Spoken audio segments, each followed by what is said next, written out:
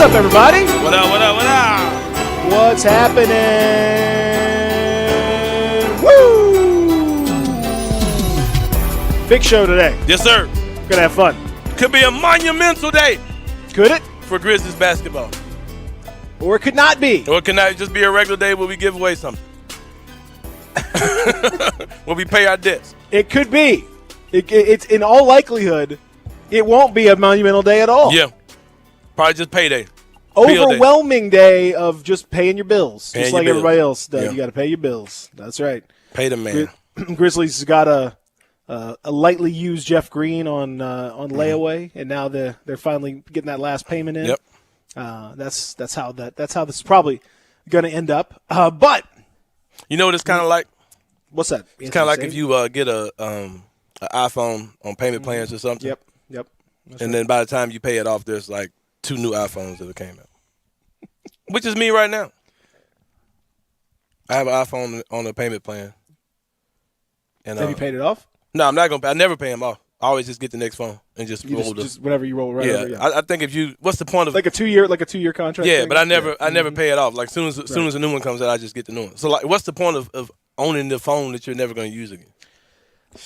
That's it. I agree with you. Yeah. And if you've already committed yourself to just paying the bill anyway, then Yeah. you might as well. Although Get you the know, new there are some crazy people out there who will just buy the phone outright. No. And then take it to places, and you can theoretically that saves you money. I don't know. Yeah, I have to just keep losing money then because I don't see the point of doing it. But yeah. Well, welcome in everybody. Yeah. I'm Peter. He's Anthony. This is Sports 56 Mornings right here on Real Sports Talk, Sports 56 96.1 87.7. I hope you guys are doing well. I hope you are listening to us in a happy place. Outside is a happy place right now. Zane's got his jacket on. That's how you know it's a little bit of a cool morning. Yeah, wonderful. it's freezing in here. It feels so good outside. Man, this is a day. If I had a wireless headset, I just walk around outside. Yeah. I'd take you guys for a stroll outside on the palatial estate. Go ahead and do it. Just set it up on your patio. I can't do that. Okay. It would require no, right. there's no chance of that.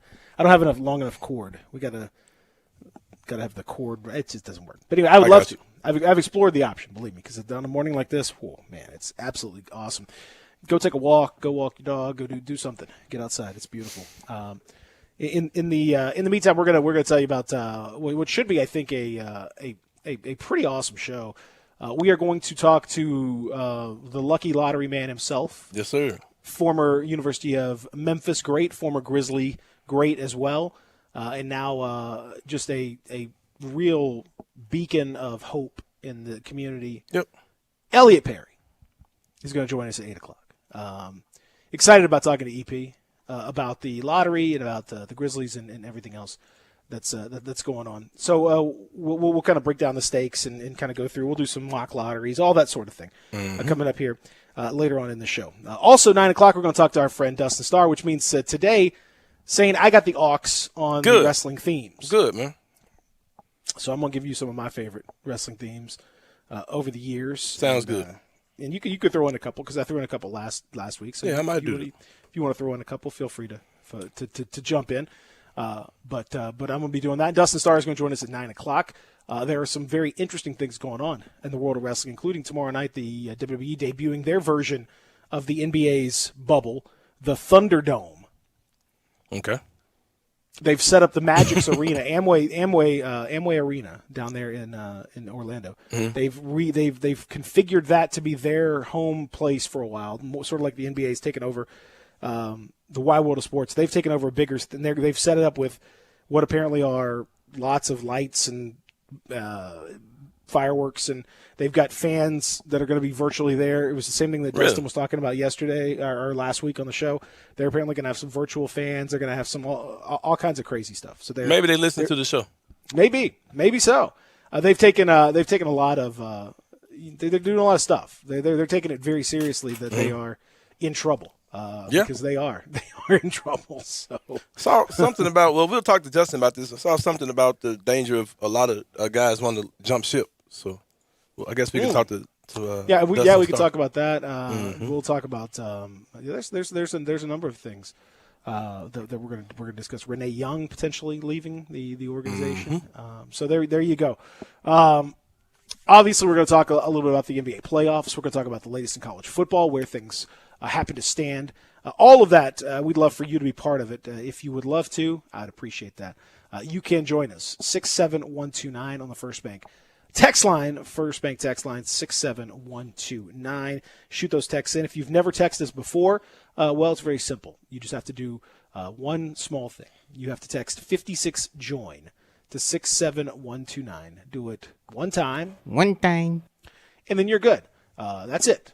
Just do it one time. One time. And you're good. Don't do it twice. Don't do it 3 times. No point. Just do it uno. One time. One time. And you're great. Now, you can also dial up 360-8255, 901-360-8255. If you want to join us, you can do that on the phone lines as well. That would be a good idea, I think, for you.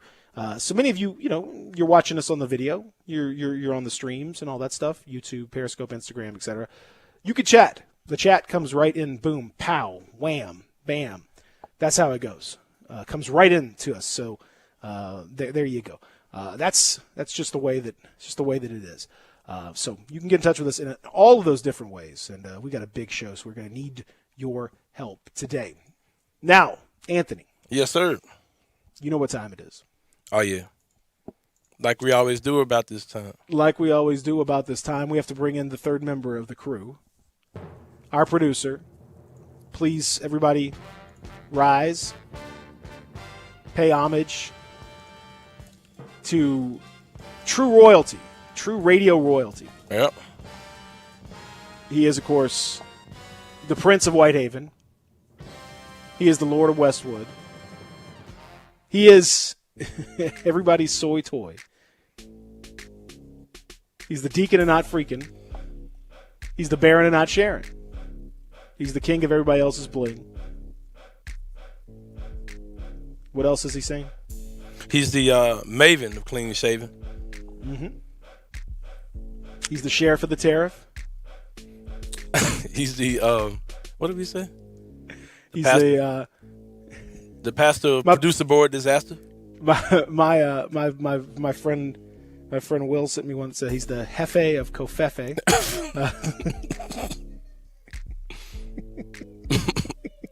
He's the chief without beef. Who said that? That's just me. I just made that up. He's the chief without beef. Ladies and gentlemen, he is, of course, the one and only, the legendary Mr. Magic himself, Zachary, a.k.a. Zach, a.k.a. Rack City Zach, a.k.a. Similac Zach. Yes, sir. Zach,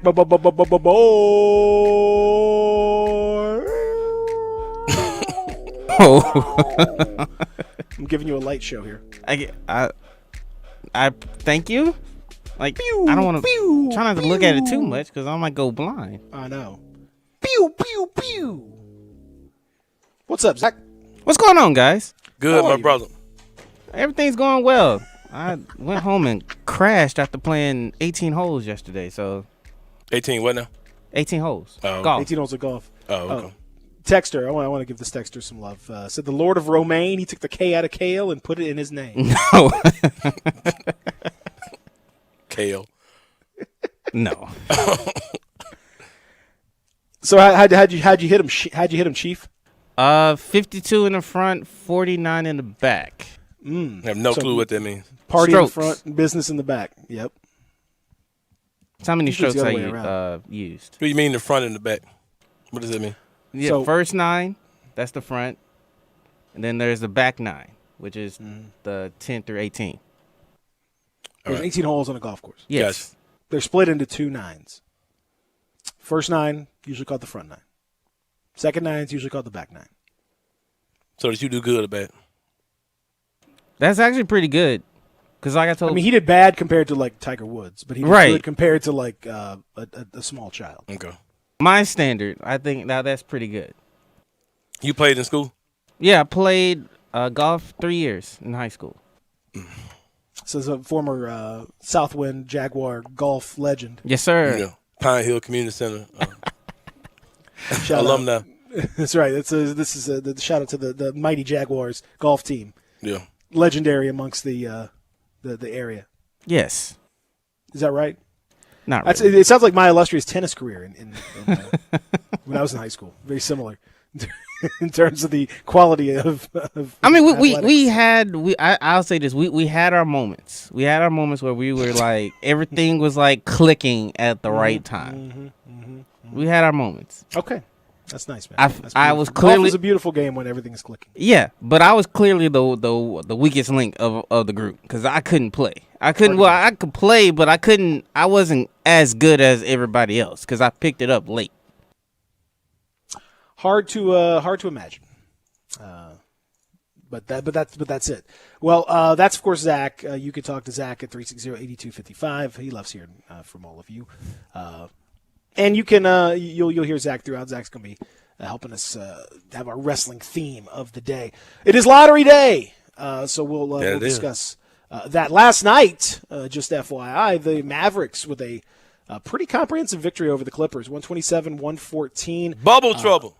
Bubble trouble for the Clippers and the Lakers, both LA teams having a little bit of issue in these playoffs are definitely potentially wild because of the lack of any home court. It just means that weird things can happen and you can't get that juice. That brings me to the fact that I think Philadelphia is about to crater into oblivion. They were down 0-2 after losing to Boston and losing by – it ended up being 128-101. It wasn't even that close. Yeah. That was an absolute beating. Getting whiz-ass zipped by it was just Boston. And Jason Tatum was spectacular again. Sir. But he's making a case for early playoff MVP after 2 games. He's playing phenomenal. And Joel Embiid, everybody else, garbage, absolute garbage. And this team with uncertain leadership, a coach that's on the bubble, no Ben Simmons. They could be headed for a sweep, and that could be it for Brett Brown. That could mean big changes for the Sixers organization. So there's a lot going on. They may just quit. Would not surprise. They may have already quit based on that performance yesterday. Toronto knocked off a game Brooklyn squad 104-99 behind another strong outing from your favorite player, Fred VanVleet. 24 points, 10 assists. Fred VanVleet. Fred VanVleet. A fleet of vans.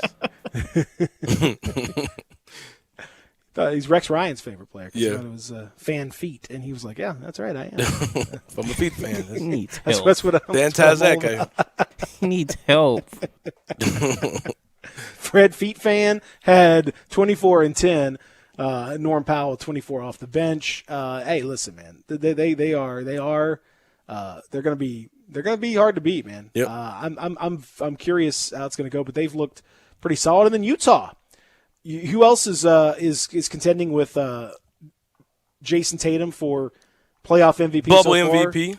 Donovan Mitchell playing out of his mind, except for that 1 8-second debacle in Game 1. Other than that, he's been unreal. He had 57 in the first game. He had 30, and he was even better in this game. He was much more under control. Like it just 30 points on 14 shots, 6 of 7 from 3. Phenomenal. So 28 for Maga Porter Jr. though. Maga going off. He looks pretty good. Yeah, I'm a Maga Porter Jr. guy. Not so much defensively, but he looks pretty good offensively, certainly. Yeah, he's still young. I'm not going to expect him to. Come on! It's time for him to perform. He's been in the league for 3 minutes. It's time for him to perform right now. Trying to take that back too, man. He go ahead to pick his poison. He's going to score or he's going to defend. I don't think that back going to let him do both, man. What's it made of? Brims. Shout out to Brims. local staple in the Memphis community. Made out of Brims pork skins. Not the cracklings, which are a little bit more durable. That's a little more durable. You're right. Yeah. That's going to take a little extra right there. Yeah. You know Chicharrones. The chicharrones, yes. Chicharrones. I always think they taste better when I call them chicharrones. Yeah, exactly. I don't know, a little more exotic. Chicharrones. I love them. I got the big thing from Costco. There's like a jug of pork rinds like this big, and I was like, I gotta buy this thing. It But was see, way I'd too be many. scared to buy it because like it seems like pork rinds once they get some air on them, they seem like they're gonna get stale. Well, it's in a nice like big thing where you can really put the lid down and keep the air. Oh, out. okay, I got like you kind of yeah. I agree with you. They do get stale pork rinds are terrible. Yeah. Just they don't. You got to have that little air like that. It's got to be like Maga Porter's back. Like it just kind of Crispy, not, yeah, just crispy. Not like too much. Just crisp. Not like hard. We're like and trying to get through it. No, that ain't gonna work. So we got fascinating series going on. We'll talk a little more extensively about it coming up. There's been a few surprises for sure. Also, did you see the Cincinnati Reds suspending a legendary Tom Brenneman, a guy that's been a part of the organization for ever. I mean, he's his family, Marty Brenneman. I mean, this guy. The Brenneman name is a legendary name. It's kind of like the same name in Memphis. Is that a good comparison?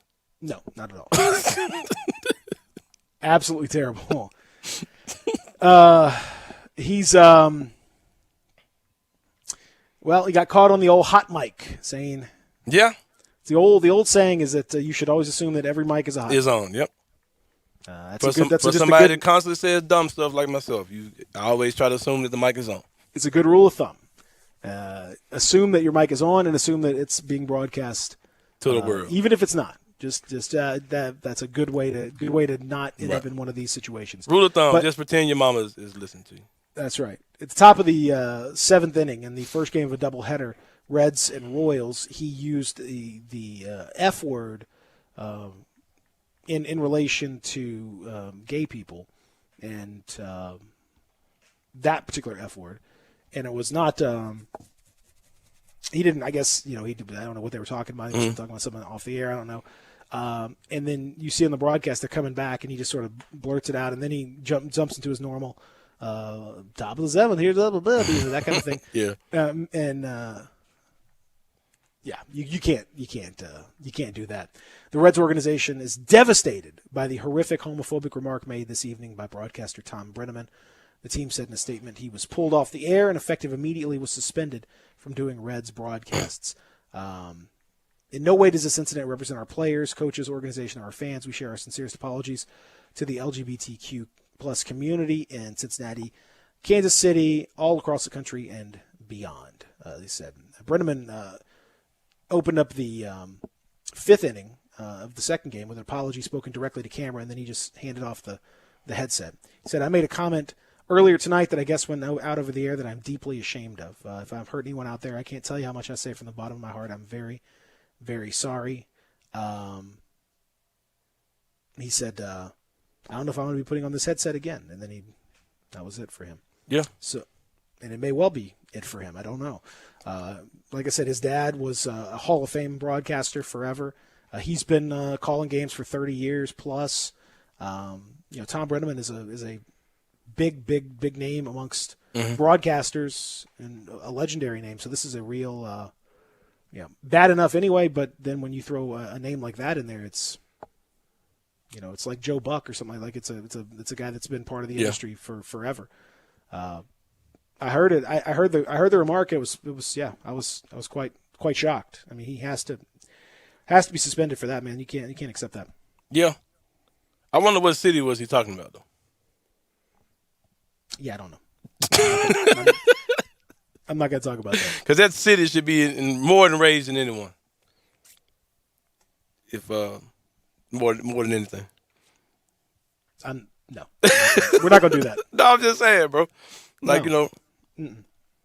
No. I I Why got would you. you? No. But yeah, shout out to him for trying to apologize. We just live in a time where you just can't say stupid stuff, man, and you can't be that dumb.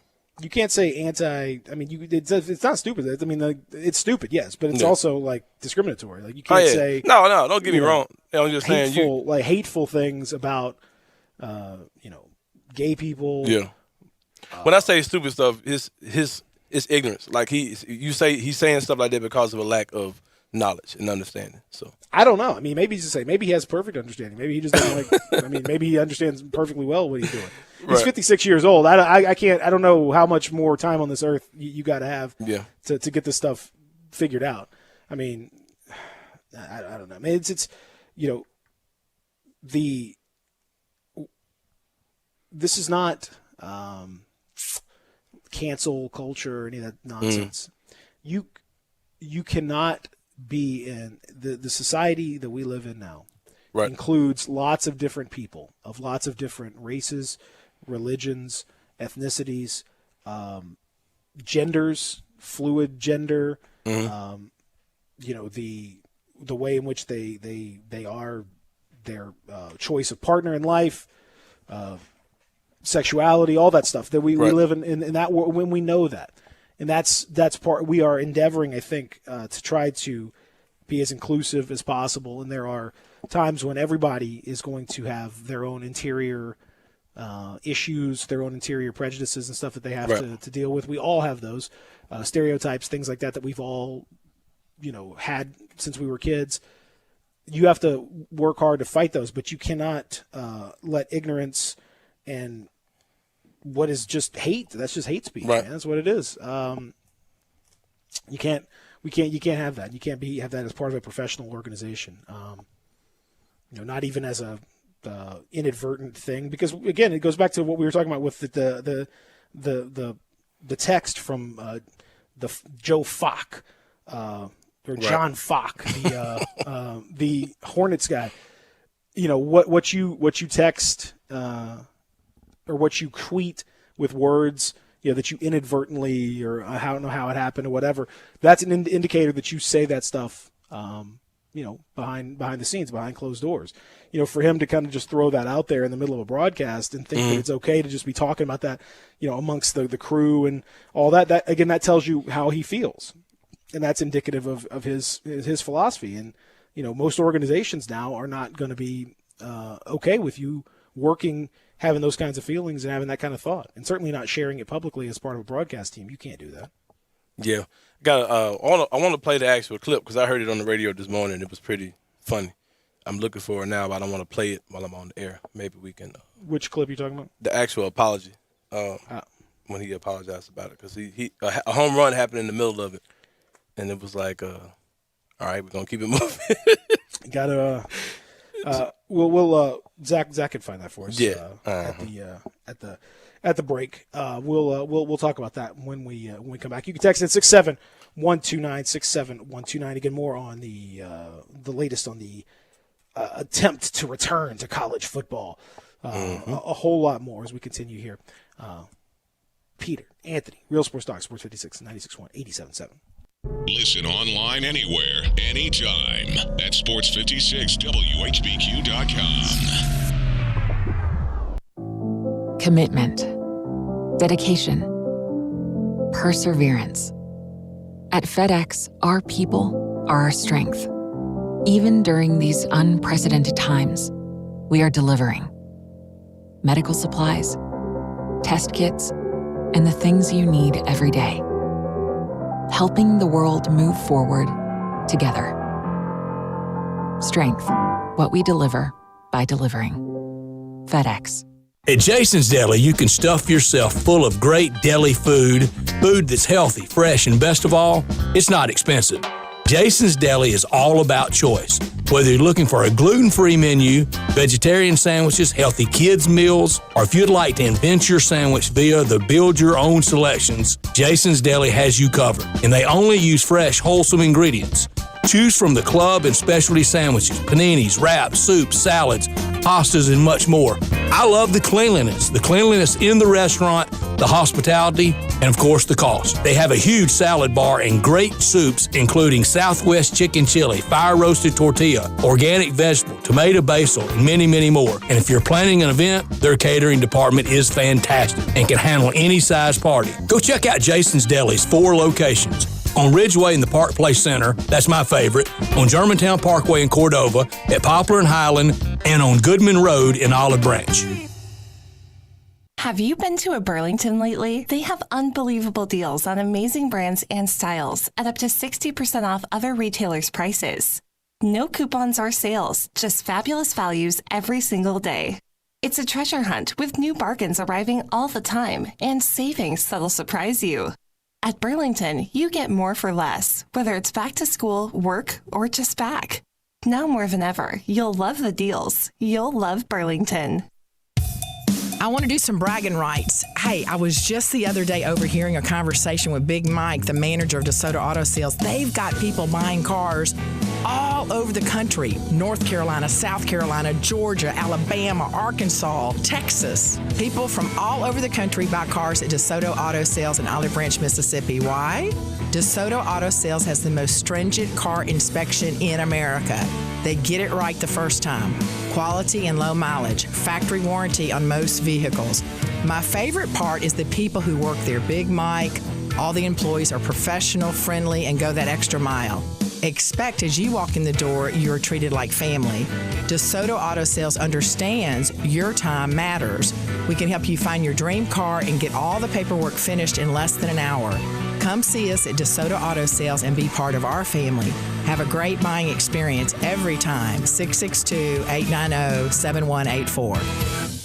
I'm here with outstanding team from Lexus of Memphis at 2600 Ridgeway. They're online at lexusofmemphis.com. Gary, tell everyone how they can experience the Lexus of Memphis satisfaction. Come in and be a part of our family at Lexus of Memphis. Experience the customer service that we provide to each guest like a member of our own family. If you're on the side of the road and you need us, we're there. If you need help with anything with your car, technology, Bluetooth, the app suite, we have dedicated team to help you with this in your journey with your Lexus. That's how they do it at Lexus of Memphis.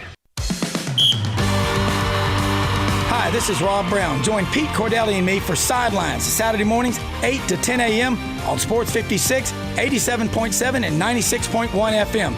We'll cover the Memphis Tigers, the SEC, recruiting. Hey, if they keep score, we're covering it. Check us out on the website at sports56whbq.com and sidelines.live. Sidelines is brought to you by Duncan Williams Asset Management. Saturday mornings, 8 to 10 a.m. Get up and give us a call. Welcome back to Sports 56 Mornings with Peter Edmiston. Yes, I will be good, I promise. Co-hosting Sports 56 Mornings is Anthony Sane. That's great, man. Now, back to Peter and Anthony.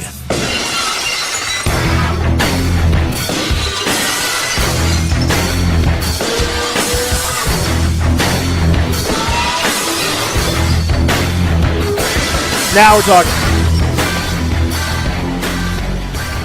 Say, did you have you sort of had like a problem with Stone Cold or like an issue? Bro. It's funny how open-minded you are, but Stone Cold Steve Austin is your favorite rapper, who's the embodiment of not being muzzled. If these idiot tweeters in Texas were a person, it'd be Stone Cold Steve Austin. I guarantee you, Stone Cold Steve Austin thinks these mask things are ridiculous. I bet he thinks COVID-19 is ridiculous. I mean, Steve Austin. He doesn't. I've seen Steve actually out there with masks. He's Austin, the actual person, probably refuses to be muzzled. No, he's out there. He was wearing his mask. He's out there. He's that's the beauty of Stone Cold's anger, whatever it was pushed in directions of positivity. Not, you know what I'm saying? That's what I'm talking about. Saying it's not just about the bionic redneck and all that stuff. That's part of it. But he was pushing it towards positivity. I was always more of a Rocky Maivia guy. Dwayne Johnson. the old Rocky. You hated when he became the Rock. No. You missed old school Rocky Maivia. I'm just saying that it's an alias for the Rock. I was always more of a Rock guy. Stone Cold. I was hoping you were an old school Rocky. I was more of a Flex Cavana guy. I wanted him to go back to his USWA days. In all that. No, man. The other thing is that when we'll talk about it, but when that glass shattered, the crowd reaction. Same thing with If You Smell What the Rock. Those two guys, the crowd reaction was insane. Mm-hmm. Like, it was just crazy. Like, so those are special memories. Like pops like that are rare, man. That's one of my favorite things about wrestling is the music and the pop. That first the crowd's just losing their mind. I really think they can incorporate some of that into like regular sports. Everyone needs to have theme music. Yeah, I hear you. Like, did you see Fernando Tatis? He of the controversy from his audacity of hitting a grand slam in a baseball game, hitting a pitch that was thrown at him, and he hit it out of the park. What a jerk! He had his walk up music yesterday, and it was "Cry Me a River" by Justin Timberlake. Bums. I like that. That was good. Why you want to play Cry Me a River before you go to bed? Because everyone's crying about him. Oh, the dude. Okay, yeah. You're right. I got you. Yeah, that is pretty. Yeah, that was a pretty heel turn music. Yeah, I like. That's what I'm saying. I like the music staying with you. That's why we all need theme music that changes, or regular theme music. That's Jason Tatum's music. That's Jaylen Brown's music. I need you to start introducing me too. Speaking of that, bro, when the show come on, I need you to. I'm glad you said that. I've been wondering. Oh, you want a full on? Yeah, I want music to come on. Matter of fact, I'm not gonna start showing up to like 7:30. You want a Zach style introduction? No, just play my music and then I just come out, and I'll do my little monologue or whatever. 7:30. So it's gonna be like an episode of Raw. Yeah, I'll let you two bums talk from 7 to 7:30, then I'll show up and just watch those ratings spike. This ain't Raw. This ain't Raw. I think we have a wrestling match though. We could have a match. Yeah, we can do like the Grizzlies did with the battle balls and when Kevin Light, we saw the bottom of Kevin Light's feet. Light and Phil Dean got concussed by Doc Holliday. Yeah, bro. Doc destroyed Dean. Oh my god. Oh yeah, Doc Holliday took that on super serious. Yeah, Doc. No one wanted. Yeah, a former football player. NFL player. I mean, a professional football player against media nerds. Yeah, that sounds like a great idea, Memphis Grizzlies. That's why. Guess who didn't sign up for that? No. I wasn't having any of that. I was your rebellious blogger at the time. It was nowhere near the arena. Thank God. No. I was near the arena, and they asked me, and I was like, no, it didn't sound like a good idea. No, that didn't sound like fun at all. Because when I watched the bottom of Kevin Light's feet in the air, I was like, yeah, that didn't look good at all. No. Physics and athleticism and all that stuff. That doesn't work. There's no planet where me versus Doc and then one of those types of battles is going to end up well. And Doc is my homie. He's a strong dude. He still looks like he can get out there and do something. That's what I'm saying. Doc's a strong dude. Yeah, he's anyway. still in great shape. He understands the physics. That's what he does is run in, hit people. That's like dudes. Yeah, man. I mean, it's how am I supposed to? No. When I saw Life's Oxfords up in the air, I was like, yeah, I'm glad I didn't sign up for that one. It's like the Grizzlies foot race against Usain Bolt. No, there's no chance. I'm not winning that. What would be the point of that? So yeah, they honestly, Doc, he shouldn't even been allowed because he's so. It's too good. It's not even fair. Yeah, that's a ridiculous situation. Did you, Zach? Did you get the audio of? I did. Tom's apology. Yeah, I got his audio. Yeah, we don't want the original audio because yeah, we ain't trying to. Not so. No, not his intro. We don't want to end up with a second apology for his. No. I got this. This is actually the apology. I made sure. All right, let's hear it. Let's hear what the apology interrupted by a home run. Myself as a man of faith. As there's a drive in a deep left field by Castellanos, it will be a home run. And so that'll make it a 4-0 ball game. I don't know if I'm going to be putting on this headset again. I don't know if it's going to be for the Reds. I don't know if it's going to be for my bosses at Fox. I want to apologize for the people who signed my paycheck, for the Reds, for Fox Sports Ohio, for the people I work with, for anybody that I've offended here tonight. I can't begin to tell you how deeply sorry I am. That is not who I am, and never has been. And I'd like to think maybe I could have some people that can back that up. I am very, very sorry, and I beg for your forgiveness. Jim Day will take you the rest of the way home. So he left in the middle of the game? Yeah. Yeah. Mm-hmm. Dang. That man ride home was sick. Think about what he did, man. Golly, you can't. Well, people just got to do better, bro. Like people people really have the right to do whatever they want to do. Yeah. And like you said, man, it's more than just being smart enough not to say it, but you just have to, like, that shouldn't be in your vocabulary. That shouldn't be in your heart. Ideally, you know shouldn't say it in anywhere, but it definitely shouldn't be in your heart. I agree, but like, even if it's in your heart, strive to get it out of your heart. You know what I mean? Like you this, and the thing that's frustrating, Sane, is like, even that apology. I mean, I'm sure he was sorry. I'm sure he was sorry that people heard that. I'm sure he was sorry when he realized what the consequences of that whole thing would be. But if you heard that apology, he didn't actually apologize to anybody specifically. He didn't apologize to the LGBTQ community. He didn't apologize to gay people. He didn't apologize specifically for anything that he did. He just sort of threw out some platitudes and I'm a good person. And literally begging for people to defend his name.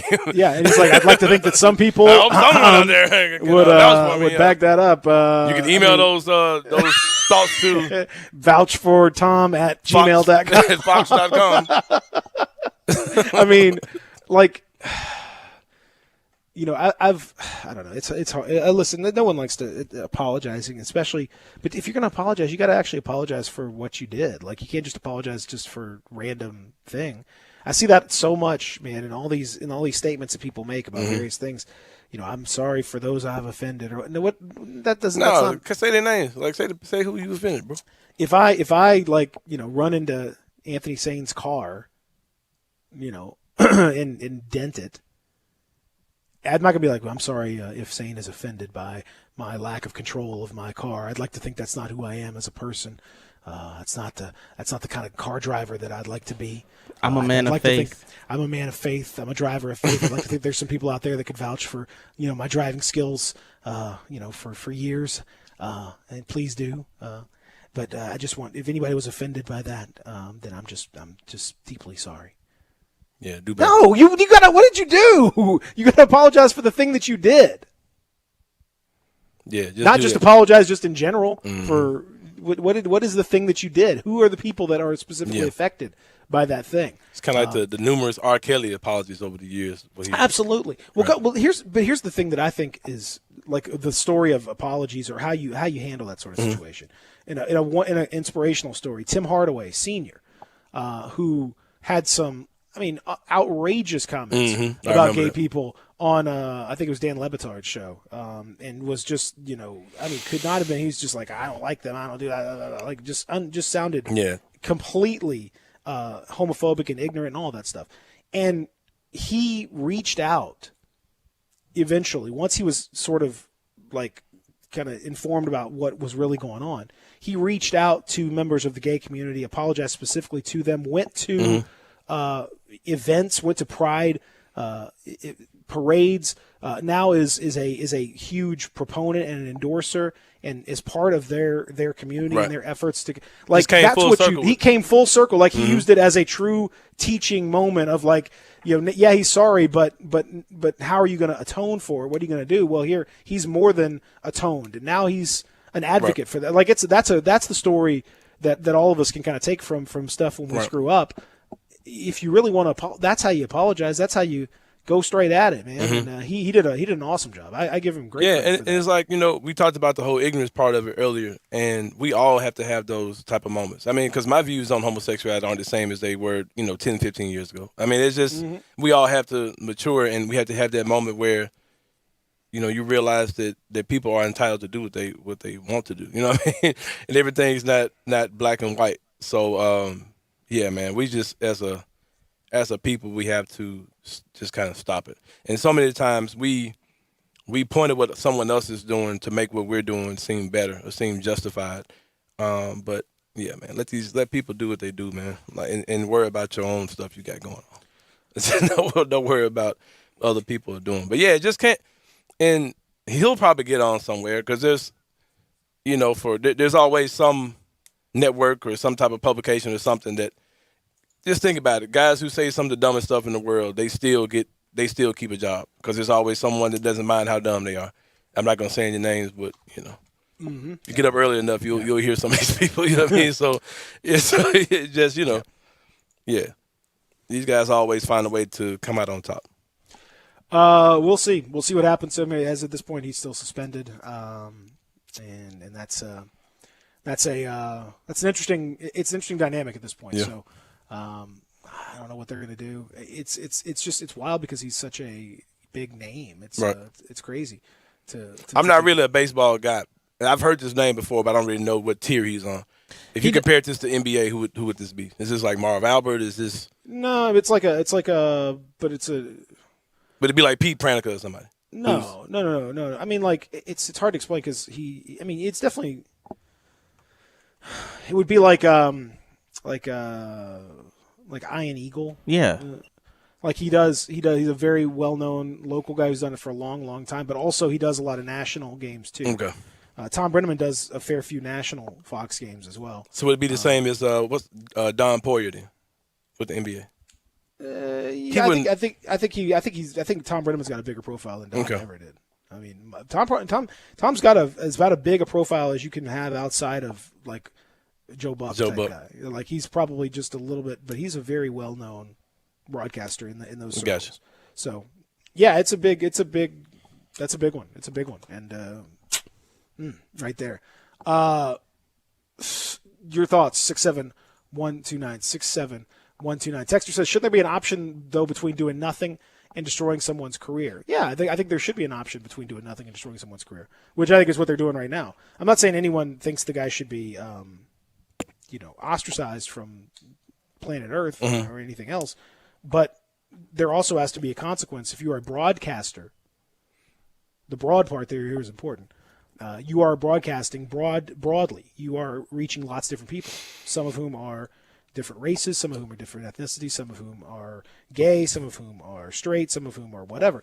And if you antagonize and you spew hate speech toward one of those groups, you can't expect as a broadcaster to keep your job. Right. That's just one of the things. Like you can't. There's lots of jobs where you could probably hold all sorts of personal racist or homophobic beliefs or whatever, and you wouldn't have to. No one would call you on that, and maybe you could get away with it. Lots of people do, but broadcasting is not one of those. Yeah. And if you say something like that in front of everybody and it comes out, then yeah, you can't. You can't do that. So if you start throwing around homophobic slurs willy-nilly before an inning starts, in the middle of a game, just talking with your bros, yeah, man, that's unacceptable as a broadcaster. There's certain things that are disqualifying. You know what I mean? Yeah. Some jobs you don't get redos. You don't get redos.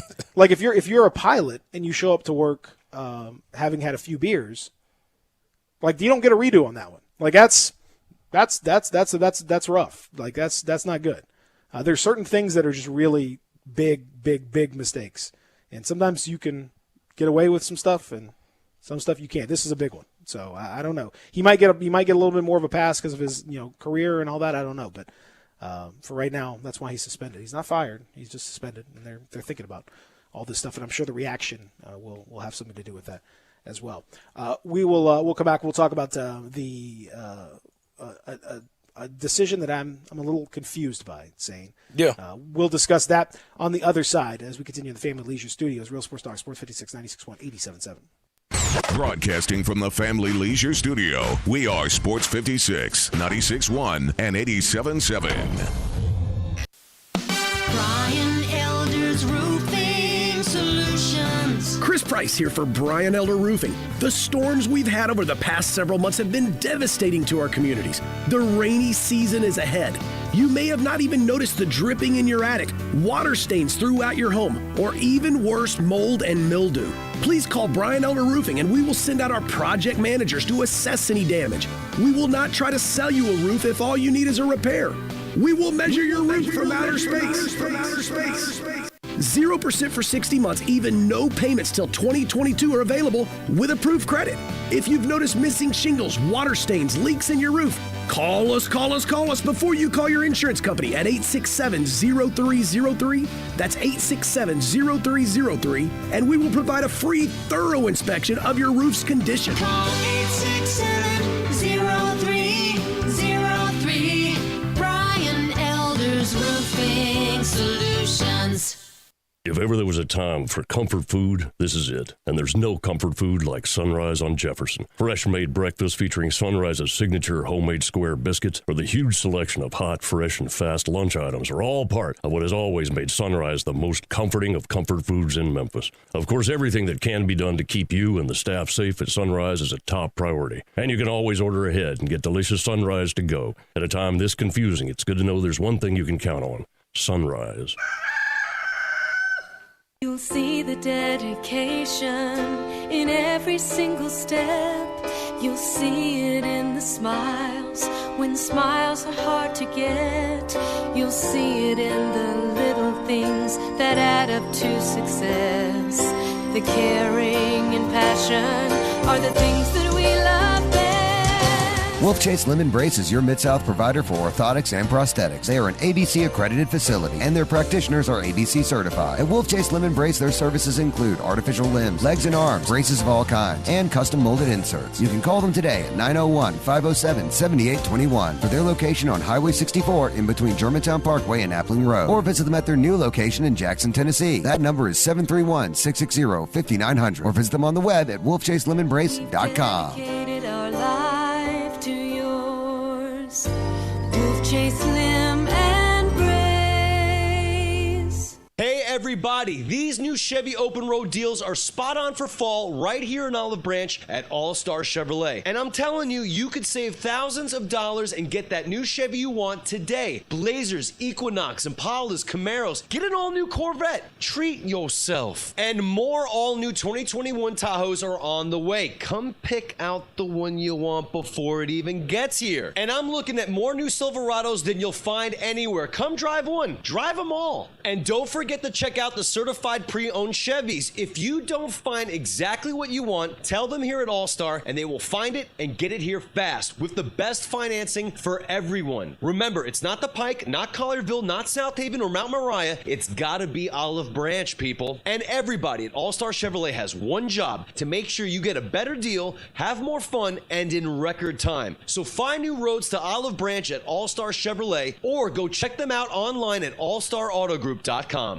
Welcome back to Sports 56 Mornings with Peter Edmiston. Yes, I will be good, I promise. Co-hosting Sports 56 Mornings is Anthony Sane. That's great, man. Now, back to Peter and Anthony. Tell us what to do. You think you could tell us what to wear? You think that you're better? Well, you better get ready. It's a certain era that I thought probably had the best music. Bow to the masters.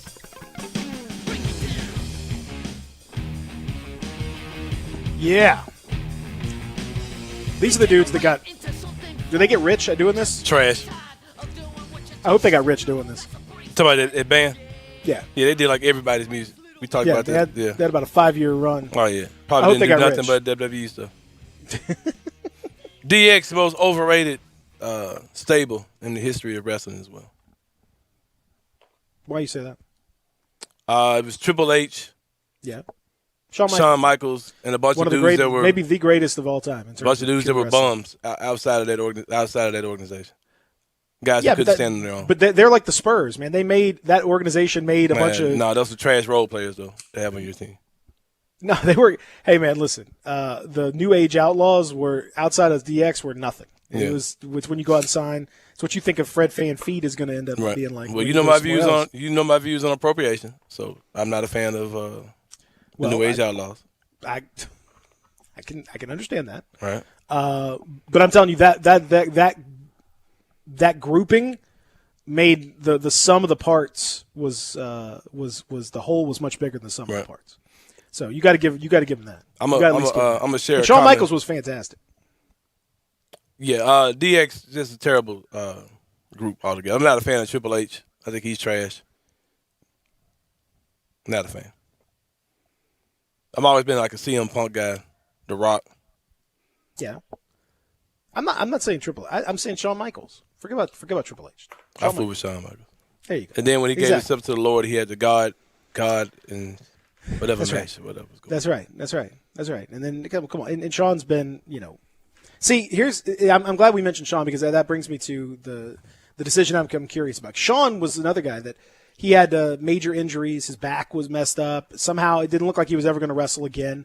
All the way back like 20-some-odd years ago, and he came back and was excellent. Came back and was phenomenal. Then Shout out to retired. Maca Porter Jr. Came out again. I mean, Sean's back was similarly Brims related. But I don't know that it's going to work the same for Oscar De La Hoya, the legendary boxer who says yesterday he's coming out of retirement. He's going to return to the ring at the age of 47. He hasn't fought since 2008, 12 years ago, when he quit on the stool in the 8th round against Manny Pacquiao. But at 47, he comes out and says all these fighters are bums. Here's his quote. All these fighters are not at the level I was 15, 20 years ago. All these fighters are demanding so much money, they're demanding the moon. And they're forgetting that you must train hard, you must work hard. These guys are just in it for the money. That'll be the big difference. I fight for the glory, and these guys only fight for the money. And guess what? The glory will always win. Yeah. So he's coming out here just spewing trash talk to all these boxers. He's 47, saying, when does this ever work out? When a 47-year-old boxing is not an old man sport. No. But in that same token, Mike Tyson versus Roy Jones is much watched TV for me. On the bootleg stream, that's happening. Whenever it's going to be, which is they pushed it back like several months. I don't know when it's actually going to happen. But that's an exhibition fight. I don't know what an exhibition fight is. Does that mean they don't actually fight? Is that a wrestling match? I mean, it's not. It's unsanctioned. Lights out. Lights out. Empty arena. Empty arena match. They broke in. I don't even know how did they get the building. How did they get these cameras in there? That's every time unsanctioned. Now we can't sanction no this, one signed off on this. That's right. And yet we're still gonna have the fight anyway. He said it's not going to be an exhibition fight. It's going to be a real fight. So I don't know. Again, I don't know what the difference is, but maybe they wear headgear. I don't know. I'm not sure what the difference is on that. Boxers cannot hang it up, except with very few exceptions. Boxers have a real problem just walking away and admitting, you know what, I'm older, I can't do it anymore. That's like they can't do it. Yeah. And it ends badly. We saw it with Ali. We saw Joe Frazier. The Sorry, legends, George Foreman, Rocky Balboa. I mean, come on, man. We've all seen it. Yep. I don't know why is he doing this, man. This bums me out. Well, he says that people do it for the money, but he's clearly probably doing this for money as well. So I guess he's at 35 he was done. And you're not better at 47 than you are at 35. I wonder what he looks like right now. I mean, he looks fine. Like he looks good. I'm sure he keeps himself in quite good shape. I'm sure he's in extremely good shape 47-year-old compared to the average 47-year-old. But he'll fighting to this day. To this day. I mean, people laugh at that clip, but if you listen to what he was talking about, man, he wouldn't know nothing funny, man. He wasn't talking nothing sweet, man. For real. No, there wasn't anything funny about that, but yeah. It is funny in that context. just that pulled out clip by itself. Yeah, just the clip by itself. I mean, I don't know, man. It bums me out. Stop coming back, boxers. Call it a career. Yeah. Don't leave us with the. Tyson was like, I mean, everyone. The only one I could think of off the top of my head was Lennox Lewis, who pretty much went out and stayed out. Yeah. Just stay out, man. Just stay out. You made your money. Quit fighting. You made Oscar De La Hoya made, and he's a great businessman. On top of that, he's got Golden Boy Promotions. Like I'm sure he's worth, according to the internet, he's worth $200 million. So Stop why are you doing fighting. it? Stop letting somebody hit you in the head. The only way you can't enjoy that money is if you are, brain damaged. Yeah. That's not. Be able to play with be your able to enjoy grandkids, man. exactly. Yeah. Why would you want to just come in and get popped in the head? Don't have over your and over? grandkids feeding you tapioca pudding and all that kind of Yeah, stuff. when you're 50 years old and you're can't chew. a diaper and you can't chew and it's no. Your jaw muscles all jacked up. It's unbelievable. When we come back, We're going to talk about The legend. Another legend. Yes, sir. Sox EP. Yes, sir. Elliot Perry, who is the lucky charm, we hope. He will be representing the Grizzlies tonight in the lottery. We'll talk about this lottery. We'll talk about the charm. We'll talk about what happened last year at the lottery. We'll talk about all that stuff with EP at hour number 2. Real Sports Talk, Sports 56, 96.1, 87.7.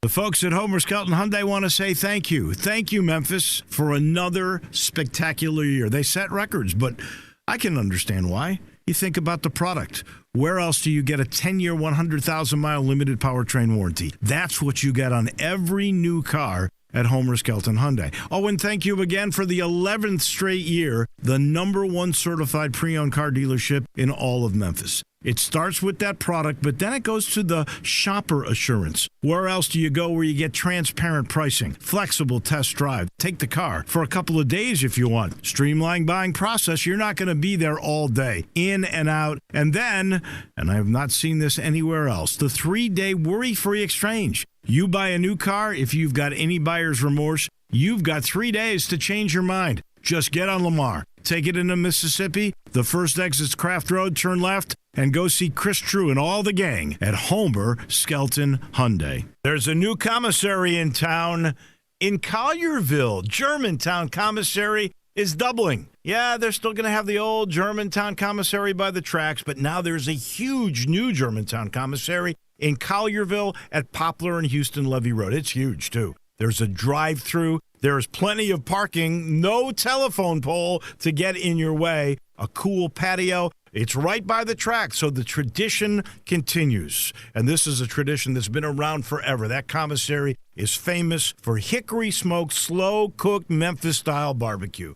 They've got a private party room at the new one in Collierville. Self-catering still continues. Party packs for $5.95. Basically, the great ribs, the great pulled shoulder, the great deviled eggs. Everything is there in Collierville and Germantown now. So there is now a Germantown and Collierville style of barbecue. It's called Germantown Commissary.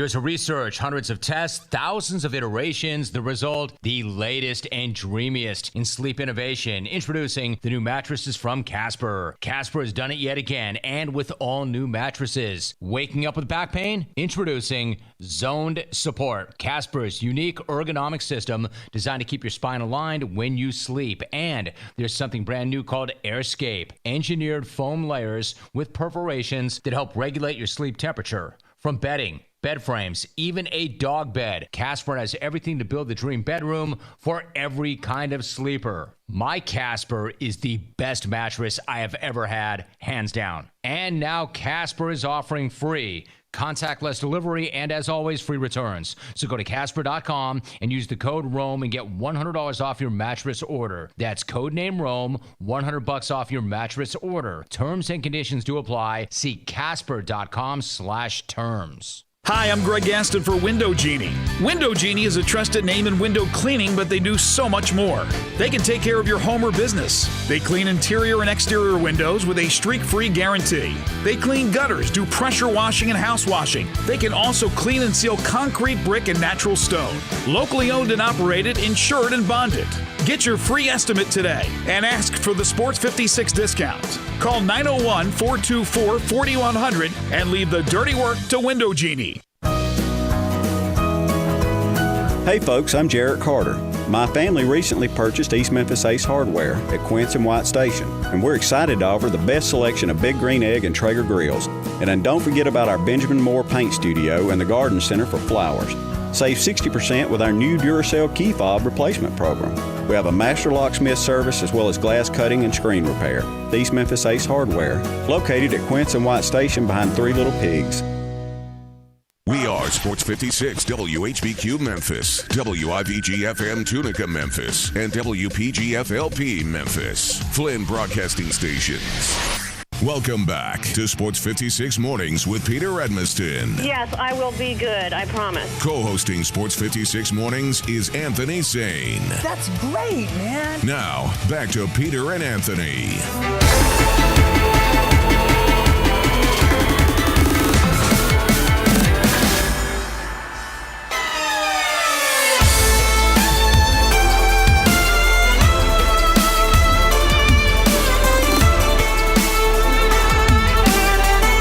Shinsuke.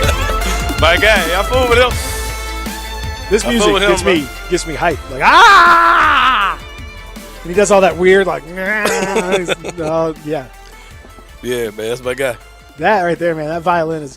You did WrestleMania when they had the real, like, the live violin. guy, That was awesome. Yeah, man. Shinsuke. Got me fired up. That's right. There we go. Well, this wrestling theme Thursday. Yes, sir. On the show now. You want to get fired up here at hour number 2 in the Family Leisure Studios. Peter and Anthony with you. Zach Boyd has made the phone call. It's now happening, ladies and gentlemen. We welcome to the program. Welcome into the stage right now, a legend, the legendary point guard for your Memphis State Tigers, now University of Memphis Tigers, the Memphis Grizzlies, NBA legend, and now the master of the dais, virtual or real, Mr. Luck himself, ladies and gentlemen, E.P. Elliott Perry. What's up, EP? I'm coming out, giving high fives. Y'all guys got me hyped. What's up, man? How are you? Man, I'm doing well. I won't complain. What about you guys? Man, we're good, man. Good to have you on today, brother. How are you feeling? Are you feeling lucky? How's the luck? How's this feel compared to last year? It was, last May or whatever. The NBA calendar is all messed up. But how you feeling? Are you feeling lucky? Is it coursing through your veins today? I'm feeling good. Again, I keep saying that, I was a placeholder. Last year was fantastic. I went in with, sort of low expectations, given, the percentages that we had and, just being on that stage and, when those names started rolling off and you realize that you're in the top 4 and then ultimately in the top 2, it was so exciting and so exhilarating. But more importantly, I was just happy for the franchise and the city because when you do get that number 1 or number 2 pick or whatever, the top 4 pick or whatever, you just hope that there's a game-changing player in the draft. And, of course, Ja has definitely been that for our franchise. Elliot, what's it like? Because a lot of people don't really understand that when you're the guy who's the representative of the team, you don't know anything. Like the GM, he already knows. He knows the fate of the team, and you're just sitting there having hope on top of hope. And what's that feeling like when you're the one who's up front and people are expecting you to be the lucky charm for something that's already happened? You know what I mean? What's that feeling like? That's a good way to put it, yeah. Be trying to be the lucky charm for something that's already happened. It's just, again, honestly, you're just sitting there and really, that's when it's all just hope. You're hoping and praying that when they pull that next card out, that it's not your card. And, that every card that goes by, when he doesn't call your name, it feels like it gets a little bit more exciting, because, you just think about, like, when they pull the first card out and if that first card is your card. You still have to sit on that stage, when we were in person right. the whole time, what I mean? So, basically your draft lottery pick is over. When you look at the last 2 guys we got, you had number 4 and number 2 as your history. So of course we're expecting you to do no lower than 4 today as well, Elliot. What do you think about the 2 guys that we got out of those drafts in Jaren Jackson Jr. and Ja Morant? Outstanding. I think for our franchise, those are the best 2 guys, and they fit our franchise perfectly. When you look at that draft that Jaren was in, obviously Luka is an outstanding player. If you redo it, he would probably be the number 1 pick. But, outside of that, Jaren has really held up. And then last year with Ja, obviously clearly the best player in that draft, had the best year and deserves Rookie of the Year. No question about that. So, and I think too is getting the number 2 pick last year allowed us the freedom to be able to move on and do some other things. Obviously allowed us to trade Mike Conley, feel comfortable in trading Mike Conley and seeing what that netted us, give our front office some credit and some of the other moves that they made, getting Justice Winslow, getting Grayson Allen when we made the Mike Conley move. So just trying to make those fits and then moving up 1 spot to get Brandon Clark in the draft. So obviously, when you get that number 2 pick, you still have to fill those other gaps and holes. Well, the team is still, as you mentioned, you got holes, you got gaps, you got issues, you got things of that nature. As a point guard, Elliot, I mean, I know you and I have talked a lot, back before COVID, and we could actually, chat in person and do stuff. We talked about the point guard position, and you've obviously seen so much in your career, and you know it better than anybody. What did you make of Ja in his development over the course of the year as an on-court leader, as a guy that can control the game and be able to control the flow of the game, his basketball IQ? Everyone talks about his athleticism, but to me, his basketball IQ is the thing that I think is most extraordinary. Yeah, I think that's been the biggest surprise. I mean, obviously coming out of Murray State, we knew about his athletic ability. We knew Ja could put points on the board. We knew he could time and make great passes and make his teammates better. But from a personal perspective, we didn't know Ja. And so being on the court, seeing the pace that he plays at, he's a great pick and roll runner, a fantastic decision maker. But I think more importantly, people want to play with him, and he makes his teammates better. And so, those things are attributes, particularly at the point guard spot, that you definitely need. And I think he has some room to grow in terms of his development with managing the game, going and getting the basketball, and making sure that he takes control and demand of the game. But those things come with just experience. Overall, I've been very pleased with him. Elliot, I'm sure you're not able to actually name names or anything like that. I'm not really sure if you are or not. But let's say that your luck hits for a third year in a row and we get bumped up to the top 4. What type of player do you think this Grizzlies team needs to go along with this young core? Yes, I mean, it's hard to say. I mean, I think we when you look at our, we haven't seen Justice Winslow play yet at the 3 spot, so we don't really know how he would fit in with this group of guys. I think there are some good players at the top of the draft. I think this is one of those years where you pick the best player possible, because when you pick the best player possible, I think it allows you the freedom to be able to, look at your roster and make some moves without being, without being landlocked a little bit or without being scared to make some of those moves. And so, again, I don't want to get into naming players, but I think this team is a work in progress. I think this year we had low expectations. I wouldn't say we had no expectations, but we had low expectations for this team, and they've exceeded those expectations. And so now it's just a matter of when you do exceed those expectations, people try to hold you accountable to trying to stay there or getting better. And I do want to see us, again, try to get better. I mean, this has been a phenomenal year. The way that things are right now, Elliot, for the team, we always talk about the young players, the young core, and all that stuff. But I think we also have to remember that the Grizzlies have a young core off the floor as well in the coaching staff.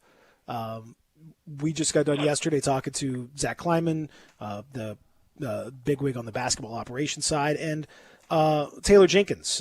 How would you assess Taylor Jenkins as a head coach in his rookie season? I thought he did fantastic. I think when you look at the beginning of the season, we didn't know. You had a young team. You had a young first year coach. You had a young first year coach, and I thought he made the proper adjustments with his team. I thought he got his team to continue to buy in, and that's the mark of a good coach is, do you lose that locker room early? Do you continue to get your guys to buy in? Do you continue to get your guys to play hard for you?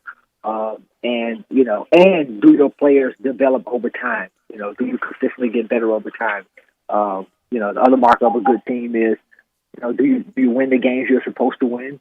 And then do you steal some games you don't think you would win? And so we've seen the volatility in this team, highs and lows.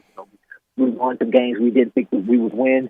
Obviously, and that, like anything else, you lose some games you don't expect to lose. But I thought for the first year, Taylor did a fantastic job with keeping his team together and buying in. Elliot, what was your opinion of the team, just their performance, in spite of the odds and everything that were going on inside the bubble? Yeah, I mean, when you look at the games that we played, you take probably 6, 7. I mean, I was doing the games on the radio. You take probably 6 or 7 of those possessions in any of the first 3 games, and we could have been 3-0. I mean, that's just how close it was. But experience won out. in some of those games. You know, we didn't have the experience down the stretch to be able to finish some of those games. We didn't have the experience down the stretch to know what to run and know what's working, and continue to, you know, run those plays until another team stop it. But you know, you can't get that experience anywhere else but out on the floor. And I always say, you know, this one thing Coach Westphal used to say to me is, it doesn't matter how much you work out, you know, you're getting yourself in shape, you're doing all those things, but if you're not out on the floor, you're not going to getting that experience. You know, it's hard to really get better. It's hard to make those big jumps. And so I think, you know, after the bubble, I think the Grizzlies made a jump. You know, the last game they played against Portland, they showed up and gave themselves an opportunity to win that game. But when you look back at the other 8 games, they had an opportunity to win, you know, the first 3 games, first 4 games easily. Elliot, I talked to you not too long ago about Kennedy Chandler and hoping he would go to the University of Memphis, knowing that the Tennessee thing was in the forefront. What are your thoughts now that you see him going to the University of Tennessee? Yeah, it's unfortunate. You know, I know that I mean, his talent is tremendous. It's unfortunate because I realize what Penny is trying to build over there, and in order to really, you know, make that next jump or get where you want to get and stay on the big stage, you need players. I mean, you know, it's not the X's and O's, it's the Jimmys and Joes. I mean, the guys that you have. And, you know, clearly we were hoping that he stayed here and go to the University of Memphis. But you know, that's the luck of the draw. Yeah, I've always been a big advocate of, you know, it's a player's choice. And even when I've had an opportunity to talk to players before in the past, you know, I never tell a player, you know, come here. You know, It's your choice. I mean, it's the biggest decision you're going to make in your life, particularly as a young man. And so, you know, trying to make the right decision for you because you're the one that's going to have to be there the next 2, 3, 4 years, or 1 year if he decides to go 1 year. You're going to be the one going to class. You're going to be the one in practice. You're going to be one, you know, at that school. And so, you know, make sure that that's the best fit for you so you can enjoy your college experience. Well, Elliot, in the event that we do get into the top 4 or even the number 1 pick again tonight, are you okay with the city of Memphis bubble wrapping you for eternity and protecting you at all costs? Let's do it, man. Bubble wrap. Just lock them up. Just protect us, man. Yeah, lock them up. Bubble wrap. Elliot, we have to go through the protocol here because I know we've talked to you on a number of occasions, and I think I've talked to you before every single one of these, and you know, you've gone different ways on lucky things, lucky gear, lucky. Now it's different now, obviously, because it's, you know, virtual and it's a virtual dais and all that stuff. Are you doing it like from your house? How does this work? Like, what's the protocol here? No, we'll be doing it from the FedEx Forum out on the court. So, you know, obviously. Oh, nice. Okay. All right, so you're going to be out on the court. So what are you wearing the lucky socks? Are you wearing? You've had a few different things. Sometimes you go with stuff, sometimes you haven't. What's the plan tonight for the wardrobe and the lucky gear? I don't think I'm going with anything. I mean, I don't think I'm going with any lucky socks. I don't think I'm going with it. I just think, you know, I'm going to, you know, let nature take its course. I mean, it is what it is this year. You know, so no trivia, no fun, no, you know. I mean, man, you know, I realized last year that, man, that was. I mean, I really didn't have any. Like, man, I don't have any real expectations. And, but yeah, I'm just gonna go with it. Have you worn anything or had anything in years past, or I don't really remember? Yeah, I won the socks. You know, from game socks under my suit. Okay. Last couple of years, so. But he's not doing it. He's not. He may not wear socks. Maybe you go no socks. Just go barefoot. Like me. Maybe I go no. Yeah, maybe I go no socks. Yeah. That's right. Man. But just wear like basketball shorts. You have some shorts from. You never know. You may be. That's right. Maybe it could be last. You know, it could be last minute adjustment in the starting lineup. I mean, that's a game time decision. That's what the stuff's all about. Man. It could be last minute starter. You know, hey, change Peter Anderson in the starting lineup. Well, I know that's not going to happen. Everybody, boo! You got Shane in the starting lineup. Hey, if you need me to meet you at the Forum, man, I'll come down here. We certainly gonna do. We're gonna do everything I can. Now, what have you thought? EP, about so far in the playoffs. We've seen both number one seeds lose. We've seen now the Clippers lose to the Mavericks. We've seen a bunch of crazy things already. And the atmosphere is obviously so strange because you're not playing in front of fans. There's no home court advantage. These are playoff games, but it's a different thing. What have you thought so far of the playoffs? And as a player, what would it be like to play in that kind of an experience? I'll answer last first. I mean, I think it would be, I think it's very strange and hard to play in the bubble. But then I think it's easy on one front because you don't have all the travel, you don't have all those things. But it's hard because you don't have your fans, you don't have the normal things that you normally have at home. I mean, family, driving back and forth to the game. I mean, you're able to do some of the things that put you in your kind of your comfort zone as a player before games or after games, or some of those things. But I think mainly the fans, you don't have that fan support and you don't have the home court advantage. Those are the big things.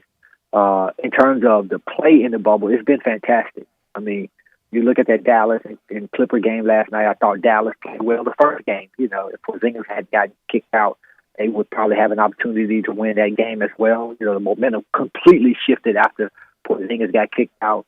Last night they played from start to finish. You look at the Utah-Denver game, the first game was a knockdown, drag out. And then the second game was just as tough. Donovan Mitchell is playing fantastic. Orlando, Milwaukee.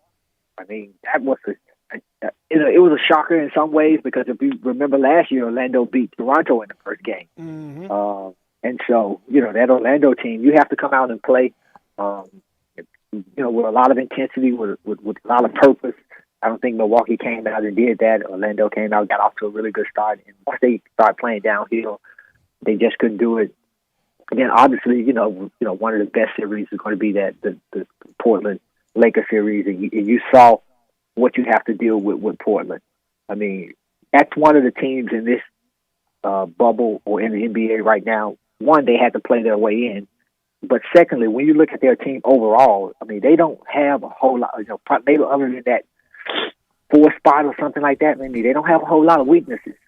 I mean, they got the best guard duo in the league, hands down. They can score on anybody. Carmelo is playing fantastic, so you have a Hall of Famer at the 3 spot who has experience, who has to know how to knock down big shots and not afraid of the moment. And then, the rest of the guy, Nurkic, is, I mean, just being healthy is fantastic, playing out of his mind. He's playing great. And then, Gary Trent Jr. coming off the bench playing great. I mean, so that's one of those teams where, you saw Trent hit big shots on us. You saw him hit a big shot 3 the other night. They're not afraid of the moment. And, I think that, the Lakers, they have their hands full.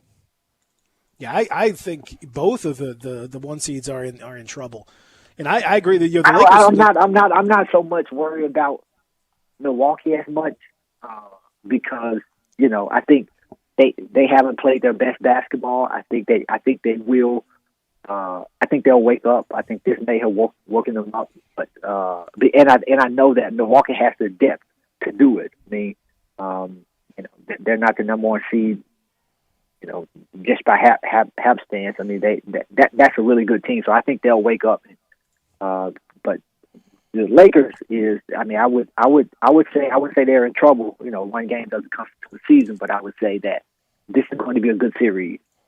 I now listen. I normally, Right. I agree with you. I'm just going to say about the Bucks. I'll just one quick thing about those because the comparison between the Bucks and the Magic this year versus the Raptors last year and the Magic.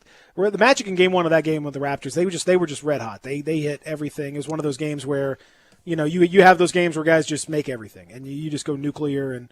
That happens. But the Raptors, fundamentally were fine and they came back and obviously they settled down. The Bucks just got beat. Like they just got beat by the Magic. That was a beatdown. That was not even. There was no luck involved. There was no. They just got beat. And the truth is, since the All-Star break, and obviously there's a big gap of time in between, but that Bucks defense, which was so good, has been really not good at all. And their propensity to give up threes, it's the same thing the Grizzlies use. It's a very similar system what Taylor Jenkins runs, obviously. And you can, if you're a team, you can get a lot of open looks. They don't have anything to deal with Vucevic. They have that drop coverage at Brook Lopez. It's very similar to what we've talked about with Jonas Valanciunas. You want to go in that drop, and if you have somebody that can take advantage of that as a shooter outside, Vucevic can do that. So I don't know, they're going to have to scheme up a little differently. They changed a few of those things at the beginning of the game, EP, but I think that's a little bit of a matchup problem, and I think that's why the Magic are going to give them some real issues here. Well, here's a little bit pushback, Peter, is, will the moment get too big for Orlando? I mean, do they have the guys that have the experience, that have the, I think sometimes in the playoffs, again, it's not always about the scheme. Sometimes it's just about the moment. The more games you play, the deeper you go in terms of like game 5, game 6, the more intensity, every possession is critical. And so sometimes the moment just gets players, like they're just like, man, I'm not here for the moment. Now, Vucevic has been playing fantastic, and it's always good to come out and try to win that first game, get off to a good start, and win game 1. That's why I say with Orlando and Milwaukee is, I think Milwaukee has been turned back so many times. I think now they realize how to make those adjustments. I think that their players will come to play. They didn't have a particularly good game. They have depth. I just think they have the experience to do it. I think experience will win out in that series.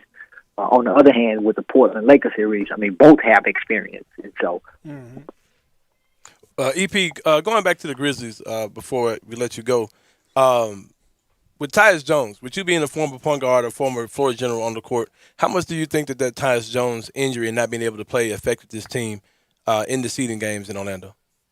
It affected them a lot, because when you're missing a key player or position, it forces everybody else to have to move to the next position, to move up. Forces them to have to play more minutes, forces them to sometimes have to play out of position sometimes. I mean, you saw D'Anthony Melton, as good as he was during the season, he had to play point guard sometimes. Unfortunately, we had Grayson Allen, who really played well in the bubble, so, he made up a little bit for that. You saw, Kyle Anderson having to play point. So it forced the coaching staff to have to shuffle the lineups a lot. And when you don't have that steadying factor in Tyus Jones, a guy who can get people where they need to be, run your offense, but also, had the little shoulder to make key shots and the toughness defensively, I just think it threw us off a little bit. I would love to have had this team fully healthy in the bubble just to see what would have happened, because Jaren played fantastically the first game against Portland. He played well, knocked down the big shot we thought we would to tie the score. And so again, I'm pleasantly optimistic about this basketball team. I can't wait. I'm pleasantly optimistic about your role tonight. Yes, sir. I think you are going to bring another man, don't put too much pressure on me, man. I just said I'm optimistic, EP. I didn't guarantee anything. We're just going I just said I'm optimistic. That's all I'm saying. Yeah. Peter's optimism over pessimism. Optimism over pessimism any day. That's right. I'm positive Peter today. That's right. I'm not pessimistic Peter. I'm positive Peter. There you go. Positive Peter. That's right. Let's get it. EP, thank you, man. Have a good night tonight, and hopefully a really good night. We'll see. All right. Appreciate it, man. All right. EP, he's the best. Love EP. Oh yeah, the man. Appreciate him jumping in with us and chopping it up a little bit, man. He's an absolute icon, and if you don't know EP, he's truly one of the nicest people in the world. Oh yeah, would do anything for you. True humanitarian, and an actual humanitarian. Right. A very a guy that has cultured, I would say is the word. Like he's a fan of art. He's a a collector of art. He's a collector of history. He's an intellectual of the day. Right. He can do it all, man. And just love talking to EP about any number of different topics. And does a lot of things for this city and just for people in mentor, general that no one knows about. Like that that never even get pressed. Oh, yeah, exactly. He should be the mayor as far as exactly. I was thinking the same thing. He's an awesome guy. We'll take a break. We'll come back and continue. I've got some questions for you about the lottery tonight. We'll talk about what's going to happen. The Grizzlies have a 2.4% chance jumping up into the top 4. We'll discuss that and a scathing piece on the Sixers. We'll get into that a little bit. We got Justin Starr coming up at 9 o'clock. Lots to get to. Real Sports Talk. Sports 56, 96.1, 87.7. Spend your lunch with Greg Gaston and Eli Savoy on Sports 56 middays, delivered by FedEx. Weekdays from 10 to 1 on Sports 56, 96.1, and 87.7. The folks at Homer Skelton Hyundai want to say thank you. Thank you, Memphis, for another spectacular year. They set records, but I can understand why. You think about the product. Where else do you get a 10-year, 100,000-mile limited powertrain warranty? That's what you get on every new car at Homer Skelton Hyundai. Oh, and thank you again for the 11th straight year, the #1 certified pre-owned car dealership in all of Memphis. It starts with that product, but then it goes to the shopper assurance. Where else do you go where you get transparent pricing, flexible test drive, take the car for a couple of days if you want, streamlined buying process? You're not going to be there all day, in and out. And then, and I have not seen this anywhere else, the 3-day worry-free exchange. You buy a new car, if you've got any buyer's remorse, you've got 3 days to change your mind. Just get on Lamar, take it into Mississippi, the first exit's Craft Road, turn left, and go see Chris True and all the gang at Homer Skelton Hyundai.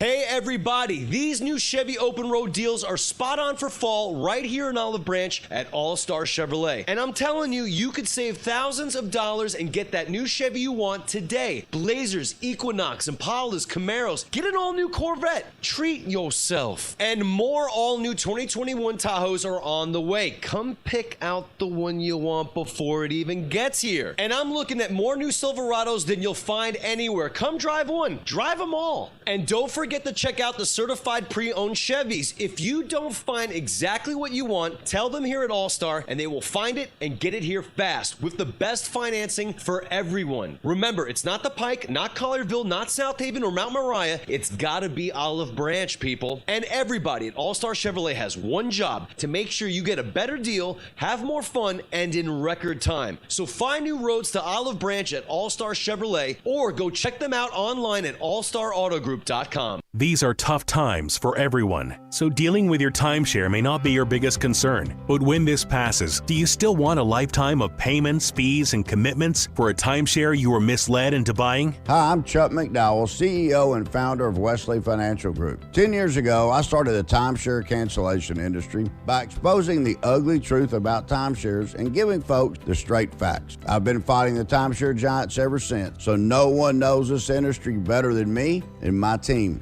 Today, we have over 200 employees and have saved our clients an average of $65,000 in lifetime payments. Imagine putting those timeshare dollars back in your pocket. Give my office a call today. I guarantee if we take you as a client, we will cancel your timeshare contract or you'll pay nothing. Call Wesley Financial now for your free information kit. 800-967-7711. That's 800-967-7711. 800-967-7711. Welcome back to Sports 56 Mornings with Peter Edmiston. Yes, I will be good, I promise. Co-hosting Sports 56 Mornings is Anthony Sane. That's great, man. Now, back to Peter and Anthony.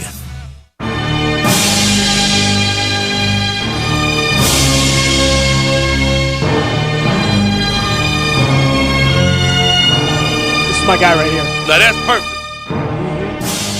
Did you ever do the thing where you chew the gum and you spit it out and try to hit it? That's what I came back from the break from. You weren't paying attention to the screen. No, I wasn't looking at you. Yeah. When I was a kid, every time I would chew gum, it was yeah.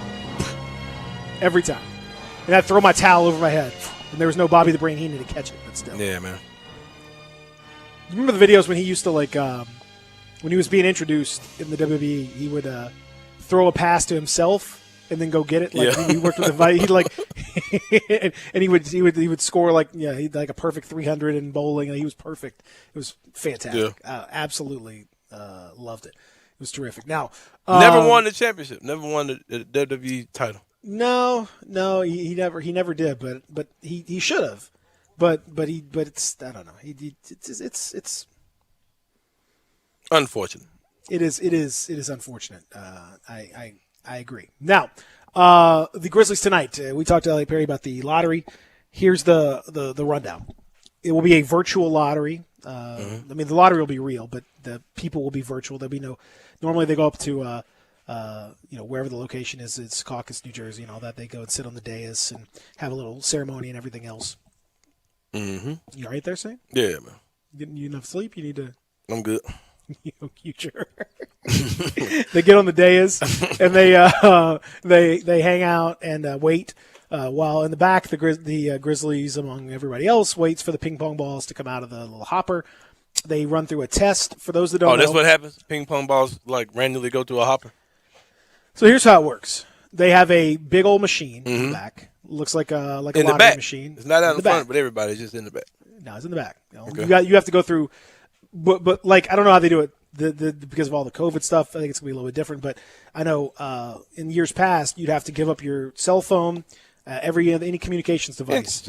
You're invited to the back. There's no communications device allowed. You go to a back room where there are team representatives. There's a representative on the dais, and there's a representative in the back watching the thing go down. There are obviously ping pong balls numbered 0 through 9.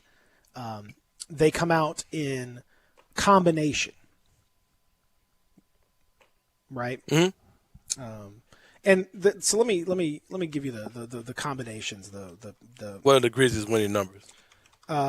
So the ping pong the way the balls, there are 1,001 combinations that can be happening with the lottery.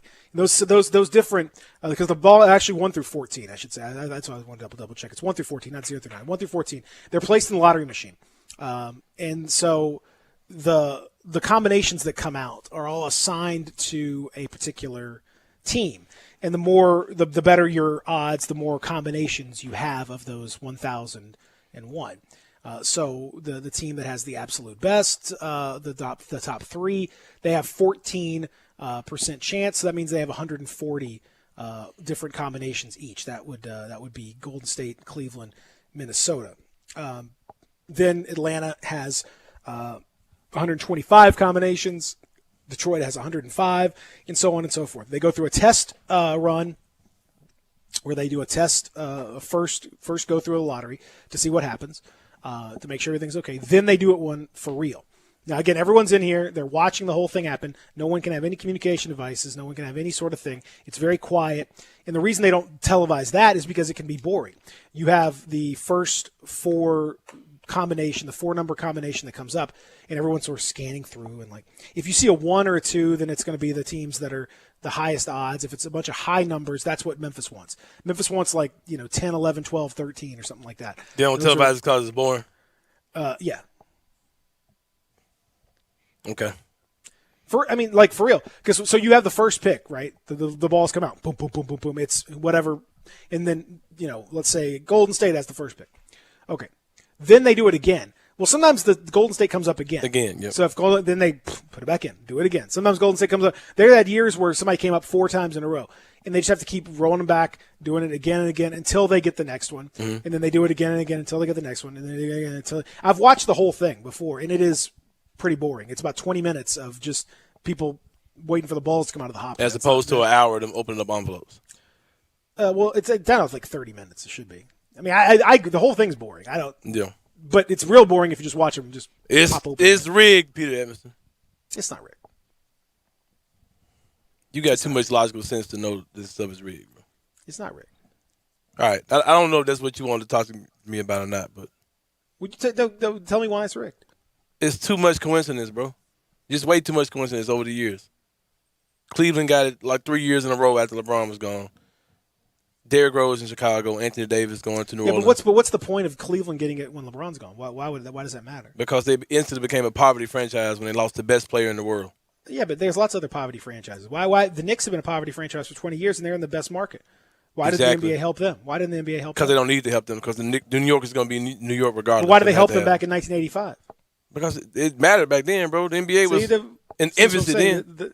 It just there's no logic to it. Explain the coincidences then. That's luck. Stop. I never believed it. That's luck. So it's just coincidence that the NBA's 2 smallest markets that are in danger of rumored to be in danger of losing their franchises. Did they get the 2 best players in the draft last year? That's just coincidence. Yeah, because the NBA would be fine with them going to. Why they would. The NBA is not going to protect. I've got reason why they would protect them, but I don't want to talk about it right now. Why would they? I think Adam Silver wants to expand, and no one's going to let him expand with a struggling franchise. I mean, that could well be. I don't really think that's. I think if the NBA had its way, they would have wanted Zion to be in a much bigger market. That would have helped them tremendously. That would have the Zion to the Knicks. I mean, the Knicks are sitting right there in the lottery. That would have been a perfect fit. You got to always raise up your bottom, bro. You're only strong as your weakest link.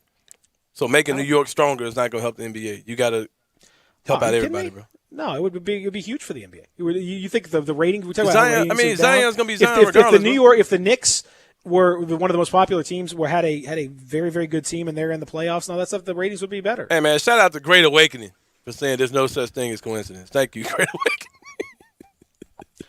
Awakening. This is ain't no such thing as coincidence, man. You're not telling me that the NBA is putting where these guys are going, these franchise players are going, leaving it to chance. I just don't believe that, bro. If there's any kind of narrative they can shape, they're going to shape. It's absolutely what it is. There's no. Is this what you had to ask me? You had to ask me something, because I don't want to get you off on what you wanted to say. No, you don't have to. If this is more important. Oh, okay. Disabusing you of this notion is more important. Man, y'all are crazy. Man, there are no. Man, let me look up. Let me get online because I'm forgetting over time some of the. Oh, it's so many coincidences.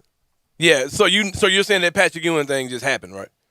That was different. I do think there was something there. Oh, so they just did it one time. They just did it one time. No, that was when they pulled the envelope out. They literally had the envelope with the name in it, and they pulled it out. That's a very and there was only, and it was not a combination thing. It was just pull it out. Everyone had the same chance. You also know that David Stern in his final days, and the NBA was in. That happened, right? And the NBA, yeah, I understand that, but the NBA at that point was in a whole different position than they're in now. I think there's some truth to that. This one, from now on, I don't. So David Stern just wiped his hands. Oh Lord, I've sinned against you, and I'll never rig the lottery again. He realized the error of his ways, and he never did it again. That's what you're saying. Come on, man. I don't think there's a point to doing it. If there was some kind of a point to it, then I would understand it. There's no point to these like. You mean ain't the no point to the him, NBA bro? losing LeBron and Cleveland winning? So what? Cleveland is not a major franchise. They don't care about what happens in Cleveland. I mean, like, who cares? Why does Cleveland get? Why would they get benefit? Why would the NBA rig that? What is to the NBA's benefit to have Cleveland have better chances at the? That doesn't make any sense. Peter, like I'm tired of talking conspiracy. Because it doesn't make any sense. No, it falls crazy, apart, bro. Like, everybody knows the NBA draft lottery is fake, bro. I've had people who work in the NBA say, yeah, it's fake. Like, we think it's fake too. Come on, man. I've had people that work in the NBA say they don't. I don't know. That doesn't mean anything. There's lots of people working in the NBA. James, there's like thousands and thousands of people that work in the NBA. LeBron James goes to Cleveland. That ain't coincidence, bro. That ain't coincidence. They had the best chance. Derrick Rose goes to Chicago. After LeBron leaves Cleveland, they get it like Derrick 3 Rose years goes in a to row. Chicago. What again? Like, what is so what? Anthony Davis goes to New Orleans, which is a team that was still owned by the NBA at the time. Come on, man. There ain't no coincidence to this stuff.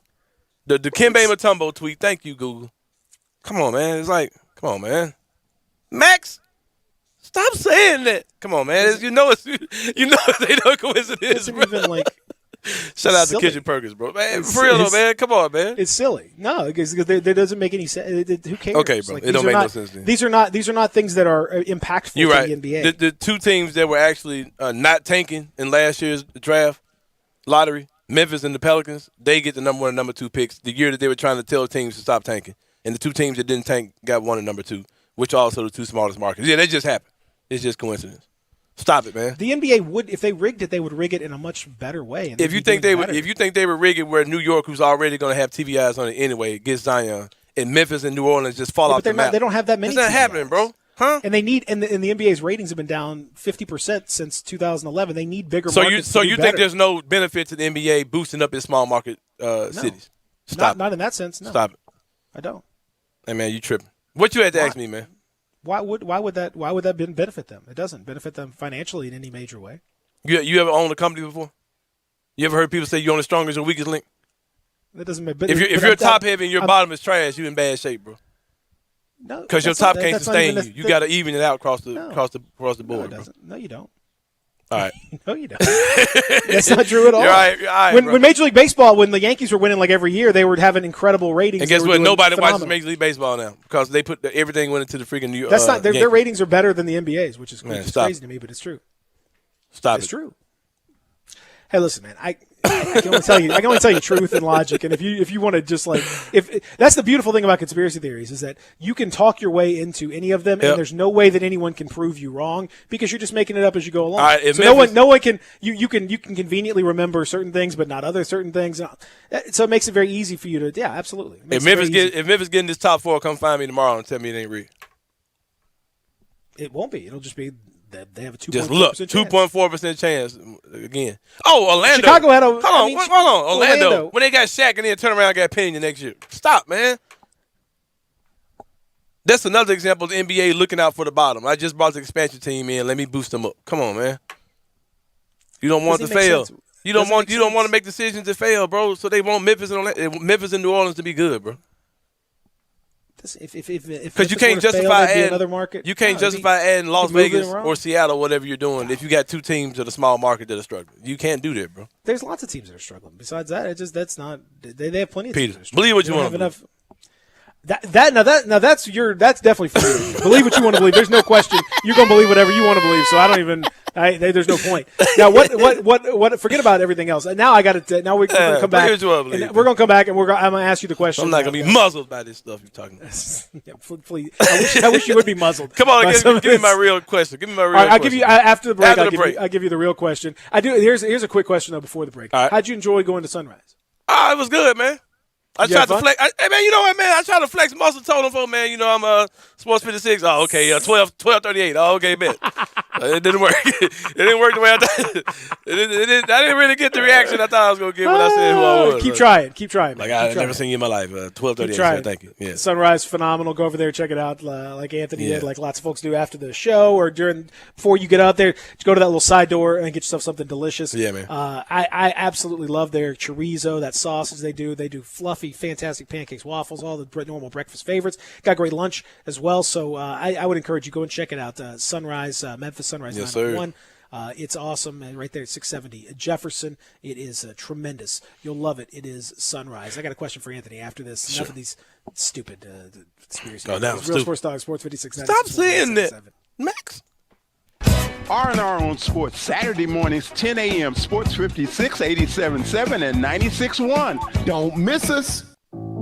Commitment, dedication, perseverance.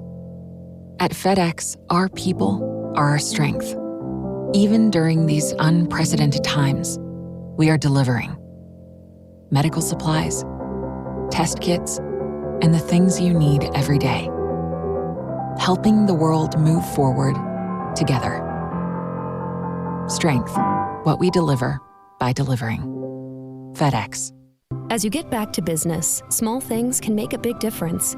Like marking safe distances with floor tape and posting reminders to wash hands. As always, Grainger is here to help, offering supplies and solutions for every industry. Free access to product specialists, 24/7 support, safety recovery guides, and more. It's part of our commitment to help you adapt and recover in these challenging times. Call, click Grainger.com, or just stop by. Grainger, for the ones who get it done. I know the sweetest thing in Memphis, and I know it's been around for 115 years. You know, I'm talking about Dinstall's, and it's time to stock up heavy on Cashew Crunch, Heavenly Crunch, Turtlettes, all of your favorite Dinstall's treats. So easy to get. The sweetest thing in Memphis, all you have to do is head to Laurelwood or head to Germantown and Poplar right across from the hospital, or go where they make the candies. That's on Pleasant View. There's nothing that says Memphis better than Cashew Crunch with that little tinge of coconut, or the Turtlettes. Let's face it, there's nothing better than Dinstall's chocolate. That's the mainstay of all candies, isn't it? Milk chocolate, although their dark chocolate is pretty darn good. And if you get the peppermint with the dark chocolate and put it in the freezer, you're going to love it. So many ways to love Dinstall's. Stock up heavy on all of your favorite Dinstall's treats. 115 years of making Memphis oh so sweet. Hi, I'm Greg Gaston for Window Genie. Window Genie is a trusted name in window cleaning, but they do so much more. They can take care of your home or business. They clean interior and exterior windows with a streak-free guarantee. They clean gutters, do pressure washing and house washing. They can also clean and seal concrete, brick, and natural stone. Locally owned and operated, insured and bonded. Get your free estimate today and ask for the Sports 56 discount.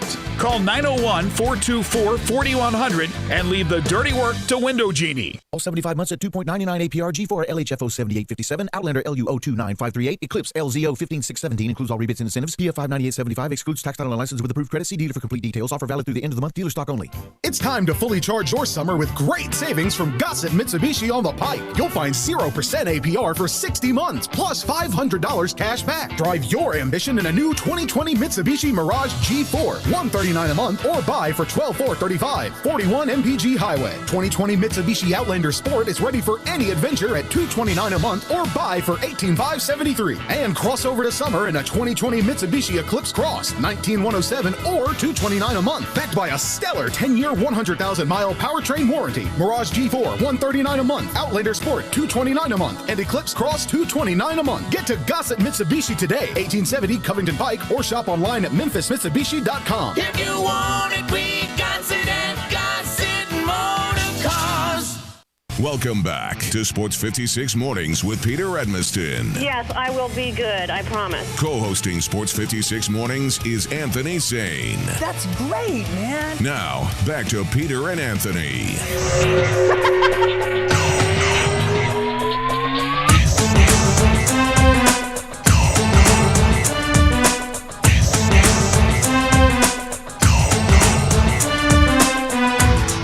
Harlem Heat. Booker T. Yep. Love it. Love that little laugh. All right, question for you, Anthony Sane. Yes, enough sir. about conspiracy theories. It's never enough. Had a texter call in and say, Texter called in? No, texter messaged me on Facebook. My guy, Timothy Flowers. He said, you really think that they're going to leave decision-making of multi-billion-dollar corporations to some ping pong balls? You really think that? Come on, man. You think that's real, Peter Evans? I'm not. Ping pong balls. Yes. Just That's- randomize yeah. where stars in the NBA are doing. Correct. Yeah, that's what they're doing. That's what happened. That's why LeBron went to Cleveland. That's why Derrick Rose went to Chicago. And Chicago had no chance of getting them. That's why Orlando got the number 1 pick 2 years in a row. It's an expansion team. Yeah, that's why. That's why Anthony Davis went to New Orleans after the NBA had to bail that organization out. I'm The not poverty gonna do this again. franchise. For every example that you bring up, there are plenty of examples for that same year that Chance. you could have Just had some chance. kind of- Yeah, that's right. That's what it is. Right. That's what they've decided to do. That's what they've decided. I to will do. not be Yeah. muzzled in my attempts to tell people. Well, listen. Here's the question: chance, conspiracy, whatever. In 5 years' time, Anthony saying, will it be better for the Grizzlies to have won the lottery, or to have gotten a top 4 pick in this draft, or to have conveyed it and gone on about their business? Say it again. In 5 years' time, will it have been better for the Grizzlies to have gotten a top 4 pick in this draft, or to have gone ahead and conveyed it and gotten whatever pick they're going to get in a much better draft next year and on beyond? What's better for the franchise long term? Easy answer. The top 4 pick in this draft, because you never know what's going to happen in the future. The Grizzlies could be phenomenal next year. You're talking about an end of the first round pick or mid first round pick. Here's the thing. I'm not in love with this draft at all. I think this draft is trash, just to be honest with you. I think even the guys at the top, I think that they're bootleg versions of guys that are better than them.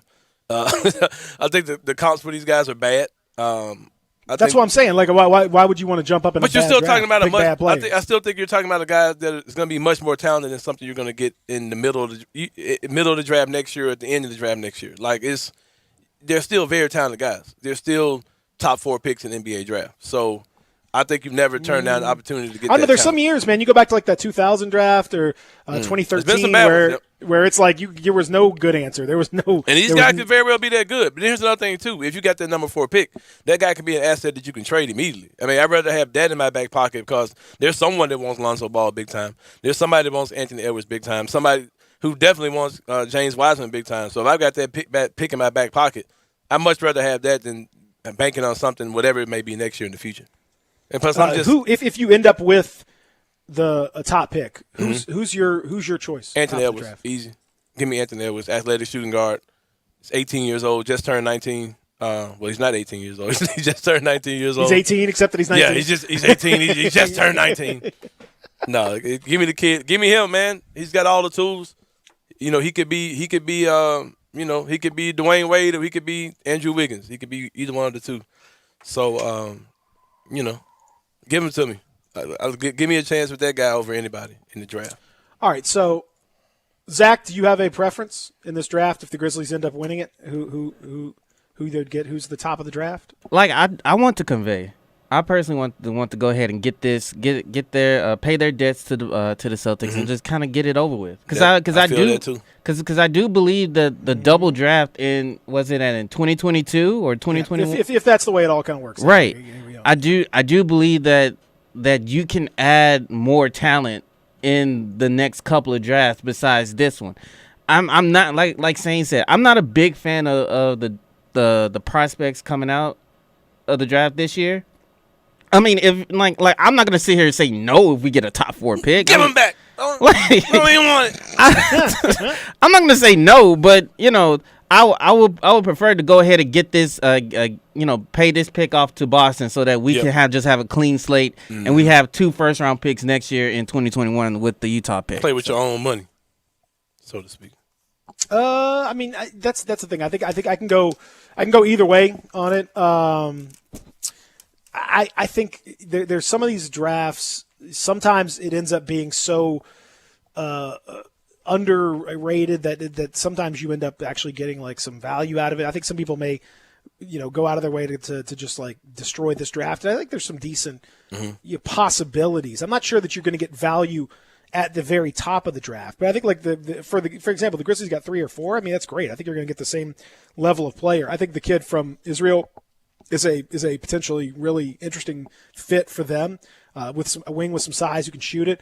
I think Edwards is. I'm not sold on Edwards, but I mean, theoretically, the best version of him is really good for the Grizzlies. He's just so inconsistent, man, and just the effort. And when I saw him against Memphis, man, I hate to judge a guy off literally one game, but I saw him against the Tigers. He looked like he was in a horrible system for his game, but he really just wasn't that good. Exactly. Yeah, I think it was the second one. I did not nothing. Because dudes get locked up by Alex Lomax, so I'm just. Alex Lomax is 5'5", and he's out there just D'ing his ass up. So I'm like, okay. Obi Toppin, I think Obi Toppin's really good. Yeah, he's older, so that's a little bit of a concern. But otherwise, the kid from USC, I think, is intriguing. The Grizzlies just don't need anyone at that position necessarily, but he's he's a really intriguing guy. And then I think Killian Hayes from France, the point guard, is another guy. Because of the system the Grizzlies run, you can use him, and he can shoot, so you can use him as a shooting guard. He's got enough size. I'm intrigued by him. I don't know. And there's the kid we were talking about, if you saw on Twitter, kid from Arkansas, Mace Jones. I think he's a really Who is this dude, man? He's a second rounder, man. I think this guy is the nation's leader. It's the dude that tweeted me about this dude like 10 times yesterday. Like, I don't know who Mason Jones is. It's probably because I was tweeting about him. Because there was a couple draft people that were tweeting about him as a sleeper, and Dave DeFore, I saw that dude. Friend of mine. He's like, the Grizzlies will probably take him. Which as you pointed out, shout out to our front office though, man. When you get that kind of stuff, the Grizzlies when you start getting treated like the Spurs, the smart front office get it. The Grizzlies get it. But you know what? If you look into him, he's got good size. In terms of like, if you want to compare him to Anthony Edwards, like he's similarly, he's not as physically big, but he's same height. But the dude is a relentless driver. He shot more free throws than anybody else in college basketball last year. Got fouled more often than anybody else in college basketball. One of the best transition players in college basketball. Can shoot it, super duper hard worker, good like off court DNA, and he's not even in like a lot of these mocks. And I think he's I know Isaiah Joe gets more attention from Arkansas as a guy that can flat out shoot it, and Isaiah Joe can definitely shoot it, but I don't sleep on him, man. So why is Arkansas so bad last year? Don't have an answer for that. I mean, you got 2 pros. Wasn't that Two guys that are what I mean, like not going to be like. I mean, they're not going to be first round picks. So you got Klay Thompson and Michael Jordan on your team. So why are you so bad? I mean, why were the 4 Kings so bad? It's just sometimes it doesn't work out. Because I've heard people say Isaiah Joe's supposed to be good. I've heard people say Mason. You got Klay Thompson and. But you know how it is, man. Sometimes there are certain guys that are better suited for the NBA game for the college game. Yeah. So Isaiah Joe's one of those guys that if you put him in a system where it's just about spacing the floor, like that's all he does. He is such a prolific 3-point shooter. Yeah, he can Dude can take 15 threes in a half, no problem. That's perfect for some NBA teams, and he can make them. But it might drive a college coach crazy. Exactly. It doesn't. There's not a lot of college coaches don't run that kind of system. Yeah. It doesn't Free necessarily these work out. guys, man. Get these guys out of college basketball. Send them to the G League. Go straight to the G League, kids. Got a lot of intriguing things to talk about wrestling-wise with our friend Dustin Starr. 5-Star is next right here. Hour number 3 on the way from the Family Leisure Studios. Real Sports Talk, Sports 56, 96.1, 87.7.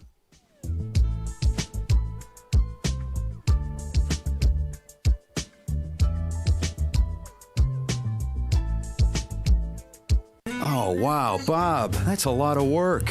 What? You're waxing your car the old-fashioned way. Why? Because I want the look, the protection, you know. Well, now there's a better way. 303 Touchless Sealant. Spray on and rinse off. You're done in minutes. And it lasts longer than the wax you'll be pushing around your hood all afternoon. Sold. 303 Touchless Sealant it is. Hey, where are you going? Everywhere, Bob. It's a beautiful day. 303 Touchless Sealant. All the protection and shine in no time. Available at AutoZone. CenterPoint Energy takes many steps to help ensure the safety of gas lines in your community and shares important tips like the following. A distinct odor similar to rotten eggs is added to natural gas. If you smell it, clear the area and immediately call CenterPoint Energy. Plus, always remember to call 811 before you dig or begin an outdoor project. Natural gas is one of the safest fuels. To find more tips, visit centerpointenergy.com/gas safety. Hi, this is Rob Brown. Join Pete Cordelli and me for Sidelines Saturday mornings, 8 to 10 a.m. on Sports 56, 87.7, and 96.1 FM. We'll cover the Memphis Tigers, the SEC, recruiting. Hey, if they keep score, we're covering it. Check us out on the website at sports56whbq.com and sidelines.live. Sidelines is brought to you by Duncan Williams Asset Management. Saturday mornings, 8 to 10 a.m. Get up and give us a call. Have you dreamed of owning a car that starts every time when you turn the key? A used car that looks good and doesn't break down when you go somewhere? Call 901-380-5800. Victory Auto Sales now. Do you want a car that doesn't come with a set of jumper cables in the front seat? Do you want a car that gets good gas mileage and really is reliable transportation? Call 901-380-5800. Victory Auto Sales now, or check out the website at victoryauto.org. Call or visit Victory Auto Sales at 4885 Elmore, just off Covington Pike now, for a car you can afford and financing that doesn't take your whole paycheck. When you call Victory Auto Sales at 380-5800, you can throw away the jumper cables. When you buy a car from Victory Auto Sales, the tow truck driver will no longer be your best friend. Call Victory Auto Sales now, 901-380-5800, for a car that really is reliable transportation. Call 901-380-5800 now. That's Victory Auto Sales. VictoryAuto.org.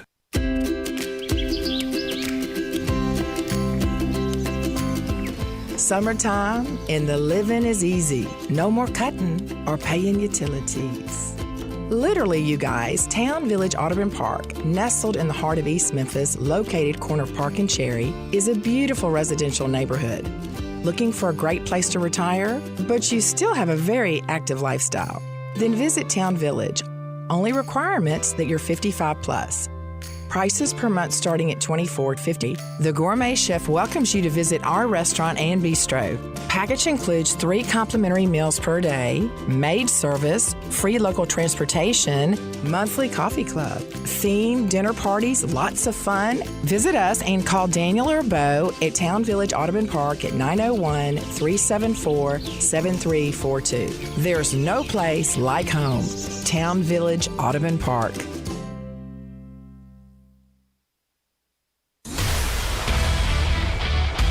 You already know you can listen to Sports 56, 96.1, and 87.7 anywhere with the Sports 56 app or at sports56whbq.com. But you can also watch live video of all of our shows on Twitter, Facebook, YouTube, Instagram, and Periscope. Don't miss out on anything. Stay in touch with Sports 56, 96.1, and 87.7 on social media. We are Sports 56, WHBQ Memphis, WIVG-FM Tunica Memphis, and WPG-FLP Memphis, Flynn Broadcasting Stations. Welcome back to Sports 56 Mornings with Peter Edmiston. Yes, I will be good, I promise. Co-hosting Sports 56 Mornings is Anthony Sane. That's great, man. This hour is brought to you by Acura of Memphis. Now, back to Peter and Anthony.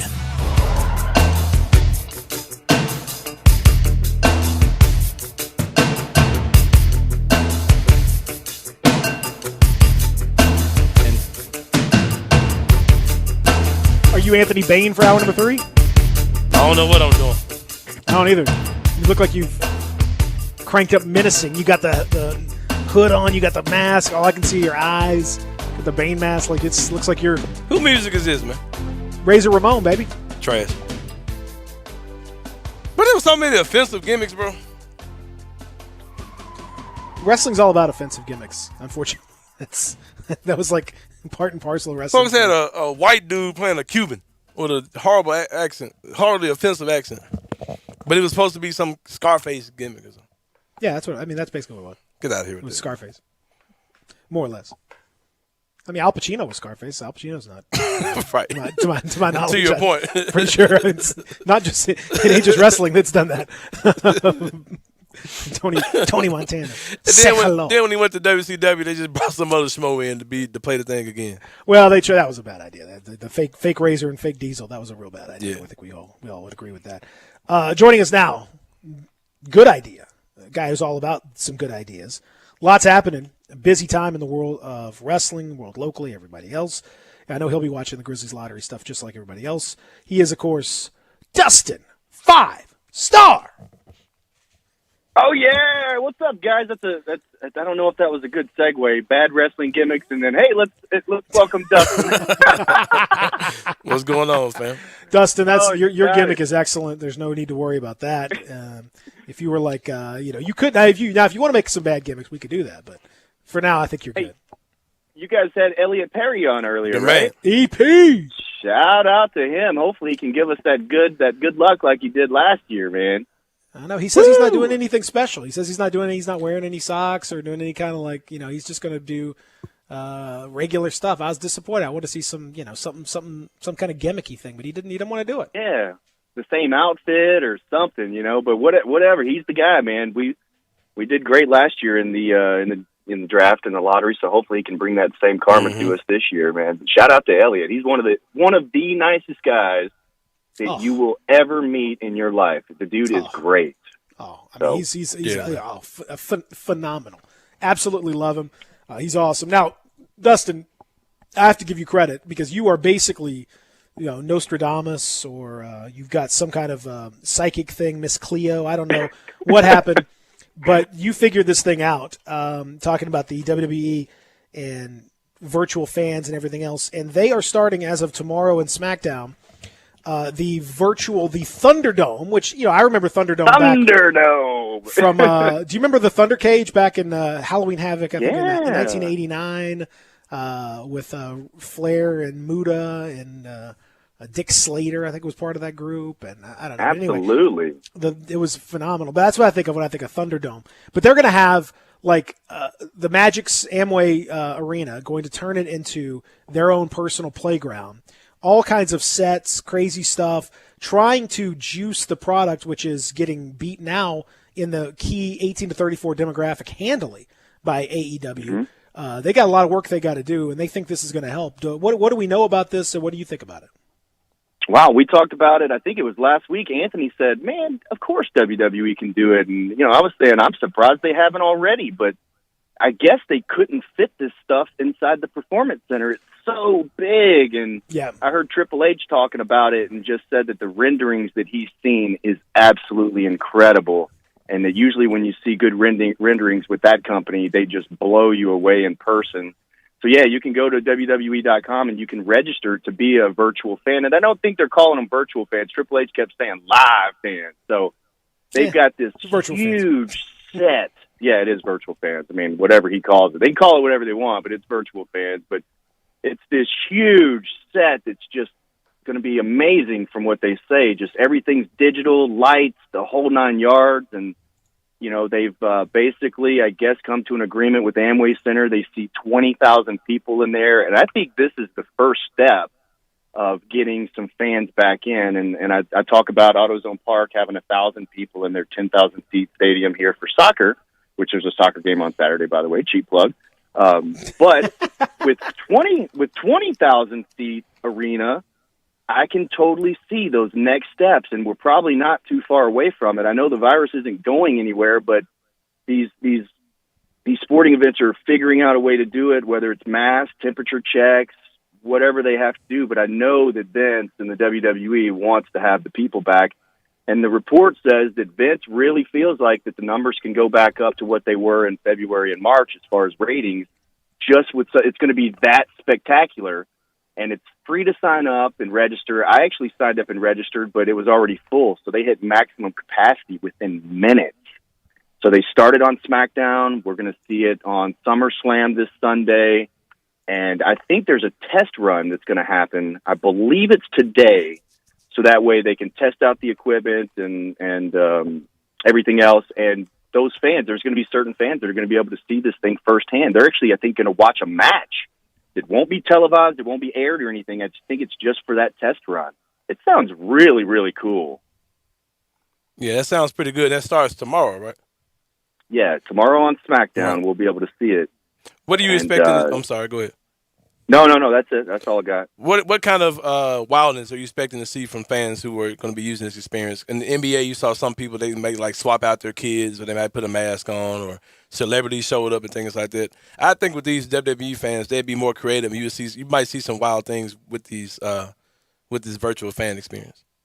I think you're right. I think we're going to see some characters. We're going to see some people dressed up. Mm-hmm. They're probably going to have their gimmicks on, whether they're dressed like another wrestler or come up with their own stuff. I do feel like WWE will strongly moderate this, because this shouldn't be an opportunity to, and I know this sounds petty, but like have an AEW sign or to pitch another company or something. I think they're going to be moderating this thing to where it's going to be as clean as possible, especially with WWE being PG and publicly traded and all that kind of stuff. So it's not going to be like no holds barred. It ain't going to be like a Royal Rumble, every man for himself. You can get kicked off that thing, and I believe that if they make people change T-shirts and throw away signs that aren't appropriate, I believe that they're going to have a really close eye on this too. Well, I don't know. I'm from the old school. I thought that's part of the fun.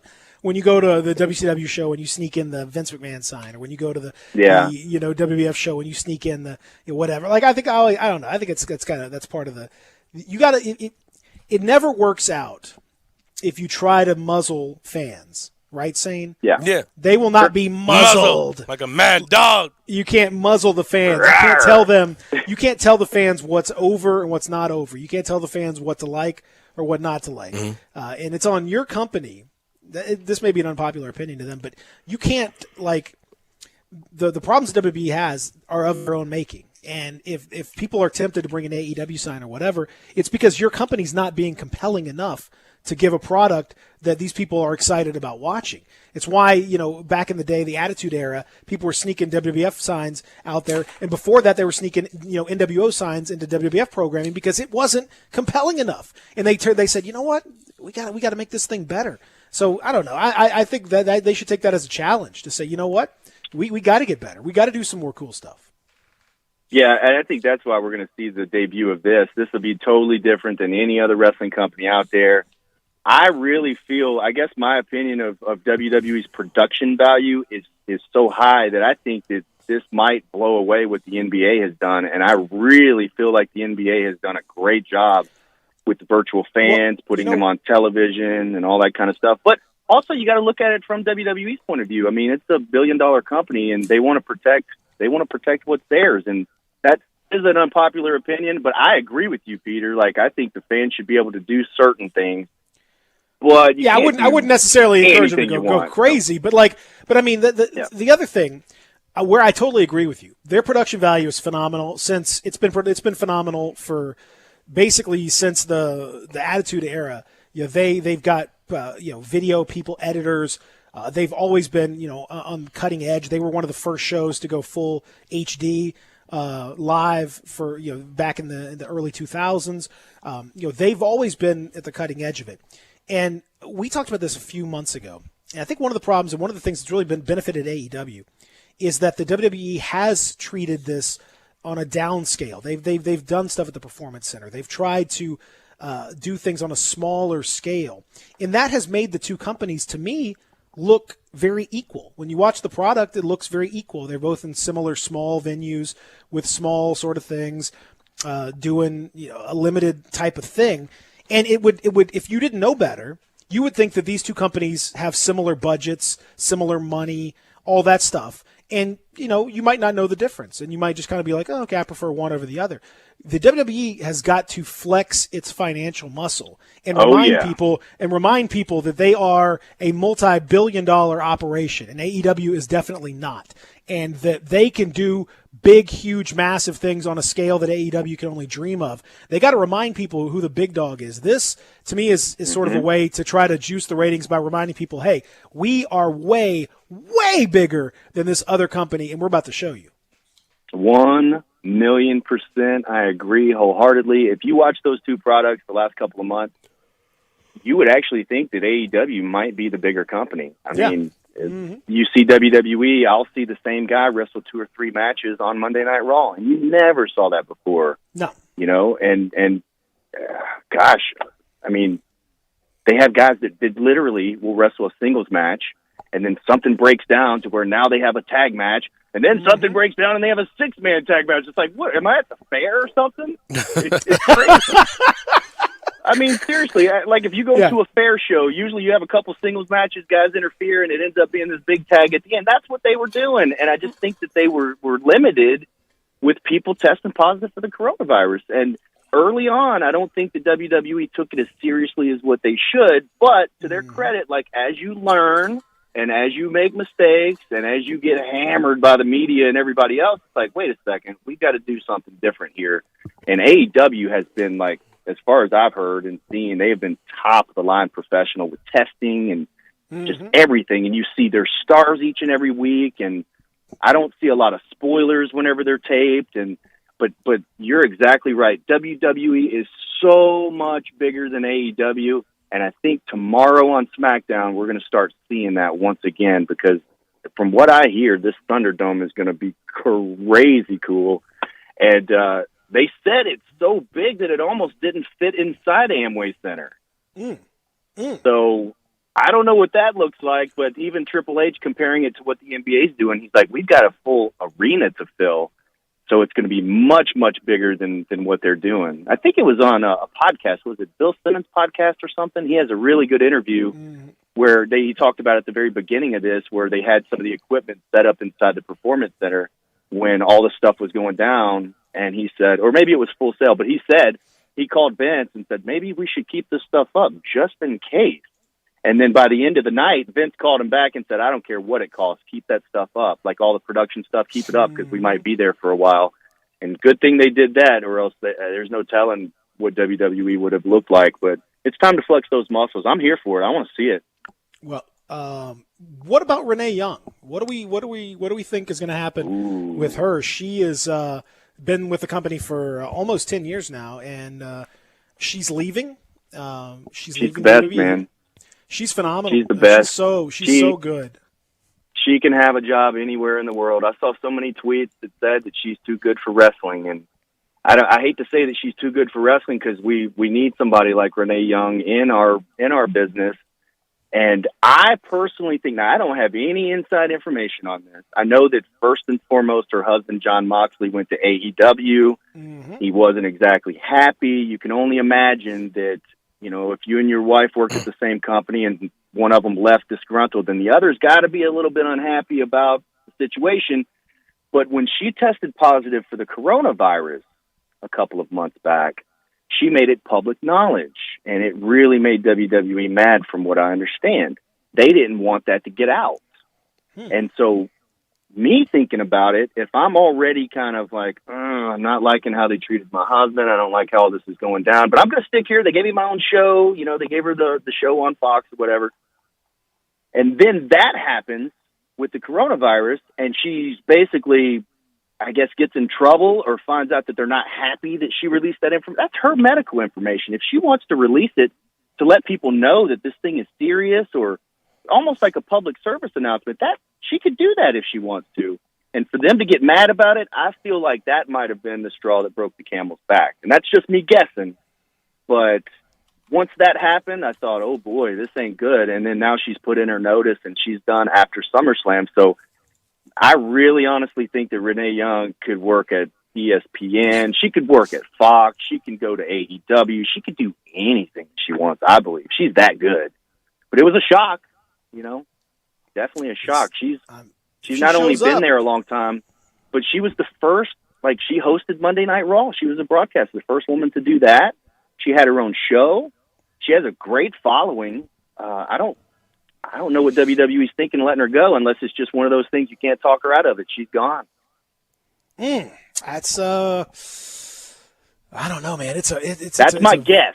Yeah, That's just yeah. my guess. I mean, it's a really weird time. I think that there's a lot of questions. WWE's got a lot of questions that they're going to have to answer. A lot of pressures There's on. not a lot of jobs out there. You guys know that. The type of business that Renee Young's in, and the role that she had with WWE, and just haven't been there so long. There's a little bit of seniority that comes with that, and for her to walk away from all that, especially during a pandemic when there's not a lot of jobs out there, she's got a lot of things cooking. We're going to see some big things from Renee Young. So congrats to her on whatever she's moving on to do. I think it's going to be something good. No, I would agree. I would agree with that. I think also it's interesting too, because as good as the WWE, I think as much as they've struggled, Dustin, with the current product, I think they've done such a good job with the network and so many of the things they've done on the network. They've added some independent promotions to the network now. I think they're reaching out. They've done so many things, like the Undertaker documentary, The Last Ride, was really good. Oh yeah, like, that was really well produced. Stuff like that. The episodes that they do are excellent. You go back and watch all of the old school stuff. That makes the network must see. But it's amazing the two different things. They do that one thing so well, but the current product is kind of suffering a little bit. How do you walk that line of nostalgia versus keeping relevant in the current times? That's a really good question. WWE's always been successful bringing some of the old stars back. Like, we saw Ric Flair, and some people were really on board with seeing Flair, but then during this time they were like, well, why is Flair there? They bring Big Show back quite a bit. Who else have we seen? Edge and Christian, I thought, were really cool to see them back. So some of them I think are hits and some of them are misses. And then mixing those guys in with the current stars like Randy Orton, man. Randy Orton has literally punt-kicked Christian, Edge, Big Show, Flair, and then and this might be a little bit off topic, but did you see the punt kick on HBK the other day? And within seconds, Shawn was back on his feet, staggering around. I thought, oh no! Come on, I know. I mean, come on, Shawn. It's not about you anymore. I just sell his thing, man. Come on. Yeah, just lay there. But he got right back up. But anyways, yeah, mixing the two and putting your stars over the legends, and you see it on the other side too, like AEW. They've had Rock and Roll Express last week. You see Arn and Tully every week. Jake the Snake Roberts, Eric Bischoff was on just a couple weeks ago. So people do like to see those old stars, but WWE especially, they're trying with Andrade and Angel Garza, Apollo Crews, who has finally come around, and I'm a big Apollo Crews fan. But it just takes a little bit longer for these guys, and this is the worst time in the world to be building stars because we don't know who's over. I heard Jericho say this the other day. You don't know who's over anymore because the fans aren't there. And anything you see on Twitter and all that kind of stuff, people have their own agenda. They're fans of one or fans of the other, or they trash one or trash the other or whatever. But once you have fans back in the building and they're able to cheer what they want and boo what they want, that's one way that they can't take away your voice. They might be able to take away your signs or your T-shirts. They can't take away you cheering and booing when you're there live and in person. So it'll be curious to see how people get those reactions, especially these stars that they're trying to build. But I do think it's come along a lot slower than what it has in the past, for sure. Well, and I think the other thing that I want to see done, and we've seen it, I think in AEW they've done a pretty good job of this. Occasionally WWE kind of goes back and forth with this, but I think that the You Guys Championship Wrestling have done a really good job of this. NWA's done an excellent job of this, and the folks at United Wrestling. I mean, maybe this is an old school fan in me talking, Dustin, but I really think when things are struggling, you have got to get back to the core basics of the product, and the basics of the product are titles matter. You have to simplify your titles, and they have to mean something big. You need to establish rules in the ring that can be broken in order to have a heel kind of thing. You have to have titles and something to fight for, something to compete for that matters. You can get so far away from the basics of why you would compete for anything that it becomes illogical and unmoored, and it's just kind of out there. Like, I mean, I'm a big proponent of the belts have got to matter, and tag teams need to matter. This stuff, like I think we make it so hard, but if you get back to the basics of wrestling, are you fighting for a title? What does it mean to be a champion? It means everything to me. That's my core. That's my quest. I don't know, man. I think we've gotten away from that. It doesn't have to be this tricky. On one channel, you've got Cody with the AEW TNT title. He's defending every single week. Yep. You know who the champion is, right? And it matters. People are trying to go and get that title. It means something to these people. They even have independent wrestlers. Yeah, taking a shot at it. Aren't even signed. Taking a shot, yeah. But now this is just me, but I'll ask you guys: do you even know who the Intercontinental Champion is? No, I don't even know what the Intercontinental Championship means anymore. I am a die-hard wrestling fan that watches almost every single thing that WWE puts out, but right now, off the top of my head, I cannot tell you who the Intercontinental Champion is. And the Intercontinental title is one of the most, and I sound like a big nerd here, it is like one of the most prestigious titles in all of wrestling that was held by guys like just legendary figures. And right now, I don't even know. I loved the Intercontinental title as a kid. I mean, that was my favorite title because you knew the matches were going to be great. You knew the matches are going to be fantastic. AJ Styles is the current Intercontinental Champion.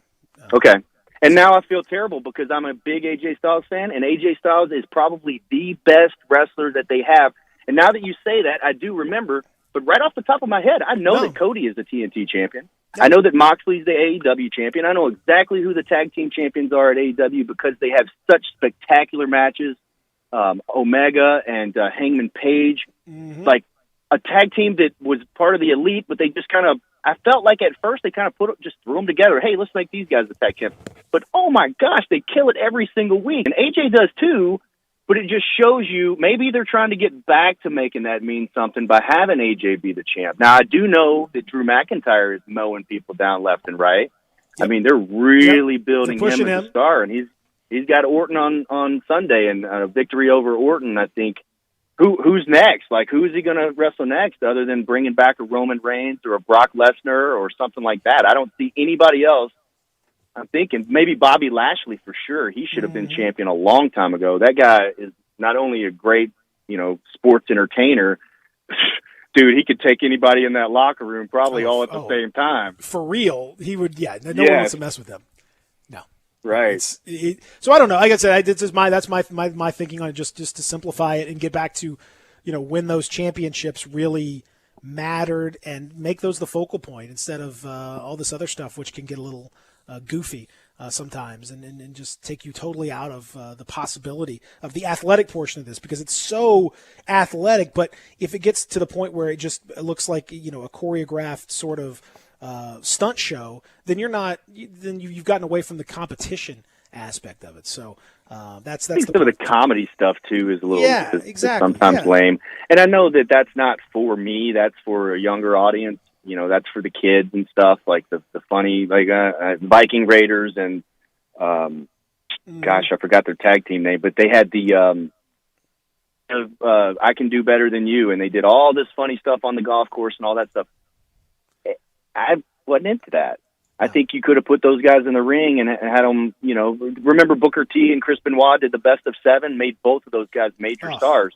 Huge. There are ways to make guys stars in the ring without having to do like funny stuff. Remember when they had Gallows and Anderson doing like doctor stuff and being funny? And those two guys are two of the baddest dudes you could ever put together and get in the ring. Those are bad dudes, but they wanted to make them funny. Yeah, which they tried to do that with Stone Cold for a while too, and that didn't necessarily work with him either. As much as funny as he was, that tainted like every promo for 10 years. Yeah, it did. Oh God! I hated that so much. All right, what's coming up this weekend, Dustin? This weekend, man, on Saturday's Championship Wrestling, we have Championship Saturday. So last week we talked about the NWA teaming up with United Wrestling Network. Yeah, we're talking about titles. So we have 3 big NWA Championship matches. We have the Women's World title on the line, the National title on the line, and, of course, the 10 pounds of gold. Sweet Charlotte's going to be on the line this weekend. So that's Saturday at noon. And, of course, Sunday's SummerSlam. So we'll have our big Dave & Buster's watch party. It's free. Come on out and watch. And, of course, a lot of the tables have been taken out, so it's socially distanced. We'll be wearing masks and all that good stuff, and it's a lot of fun. We're even going to do the AEW pay-per-view coming up on the Saturday. I believe that's September 5th.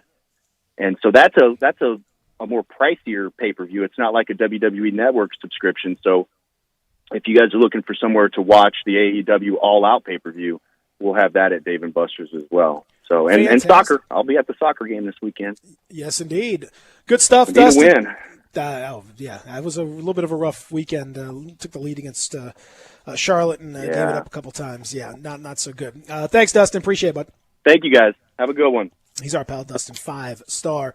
When we come back, Sane, I know you like you like when people go after people. Mm-hmm. You like a little. There's a piece that I read this morning on the Sixers that get them. Oh man, poverty ass franchise. You're gonna love this. When we come back, we're gonna get into it. Real Sports Talk, Sports 56, 96.1, 87.7. Take Sports 56 with you on your phone or tablet. Download our official Sports 56 app today.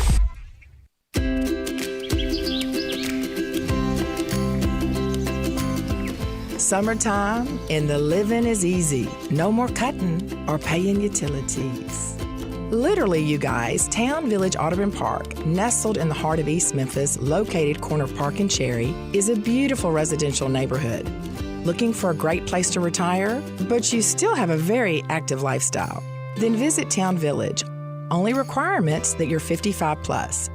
Prices per month starting at $24.50. The Gourmet Chef welcomes you to visit our restaurant and bistro. Package includes 3 complimentary meals per day, maid service, free local transportation, monthly coffee club, themed dinner parties, lots of fun. Visit us and call Daniel or Bo at Town Village Audubon Park at 901-374-7342. There's no place like home. Town Village Audubon Park. Hey everybody, these new Chevy Open Road deals are spot on for fall right here in Olive Branch at All Star Chevrolet. And I'm telling you, you could save thousands of dollars and get that new Chevy you want today. Blazers, Equinox, Impalas, Camaros, get an all new Corvette. Treat yourself. And more all new 2021 Tahoes are on the way. Come pick out the one you want before it even gets here. And I'm looking at more new Silverados than you'll find anywhere. Come drive one, drive them all. And don't forget to check out the certified pre-owned Chevys. If you don't find exactly what you want, tell them here at All-Star and they will find it and get it here fast with the best financing for everyone. Remember, it's not the Pike, not Collierville, not South Haven or Mount Moriah. It's gotta be Olive Branch, people. And everybody at All-Star Chevrolet has one job: to make sure you get a better deal, have more fun, and in record time. So find new roads to Olive Branch at All-Star Chevrolet or go check them out online at allstarautogroup.com. If you want to make money in sales, Flynn Broadcasting wants you. If you can sell, Flynn Broadcasting has a great career waiting for you. If you can sell, we have great benefits, salary, commission, sales leads, and a great place to work. If you can sell, let us know today. Send your resume to jobs@flynn.com. Can everyone sell? No. But if you can, Flynn Broadcasting wants you. Apply today at jobs@flynn.com. Start your great career today at jobs@flynn.com. Flynn Broadcasting wants you. Commitment, dedication, perseverance. At FedEx, our people are our strength. Even during these unprecedented times, we are delivering medical supplies, test kits, and the things you need every day. Helping the world move forward together. Strength, what we deliver by delivering. FedEx. Welcome back to Sports 56 Mornings with Peter Edmiston. Yes, I will be good. I promise. Co-hosting Sports 56 Mornings is Anthony Sane. That's great, man. This hour is brought to you by Acura of Memphis. Now, back to Peter and Anthony.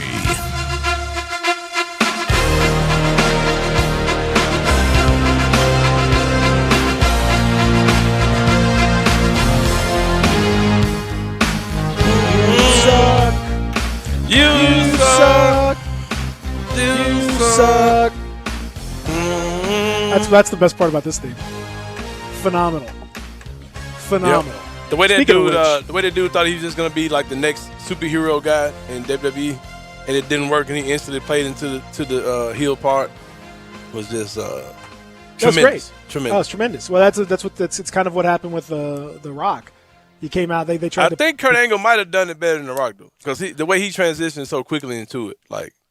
I mean, they that's what they wanted. That's what they really wanted. They wanted to make him the smarmy, like I'm broken freaking neck. I'm an American hero. That kind of thing. It was beautiful. It's beautiful, beautiful. Speaking of You Suck, I got to give a shout out to Kyle Neubeck of the Philly Voice, because oh my goodness, you want to talk about going in on somebody? Oh yeah. After the Sixers lost 128-101 yesterday to the Boston Celtics. Down 2-0, looking like a disaster, this group. Mm. Kyle said it's time to just blow this thing open. listen to what I'm going to read some of this. Shout out to him. Trivia question. Which of the following options is the reason the Sixers are down 2-0 with their backs against the wall and the season on the line? A, Tobias Harris is a mid-level exception player masquerading as a $180 million wing. B, Al Horford is being paid over $100 million to play out of position and complicate life even further for the star player who plays the same position he does. C, the front office put in place by a man who resigned in disgrace after leaking private medical information and disparaging his own players, was allowed to stay on after he threw his wife under the bus for his transgressions, and later spearheaded the most important moment of the last 2 decades for the franchise by a first-time executive. D, Brett Brown has proven unable to build a cohesive system using the parts on hand and has lost the ability to properly motivate the stars expected to drive the program forward. If you answered all of the above, congratulations for paying too much attention to this kicked puppy of a basketball team.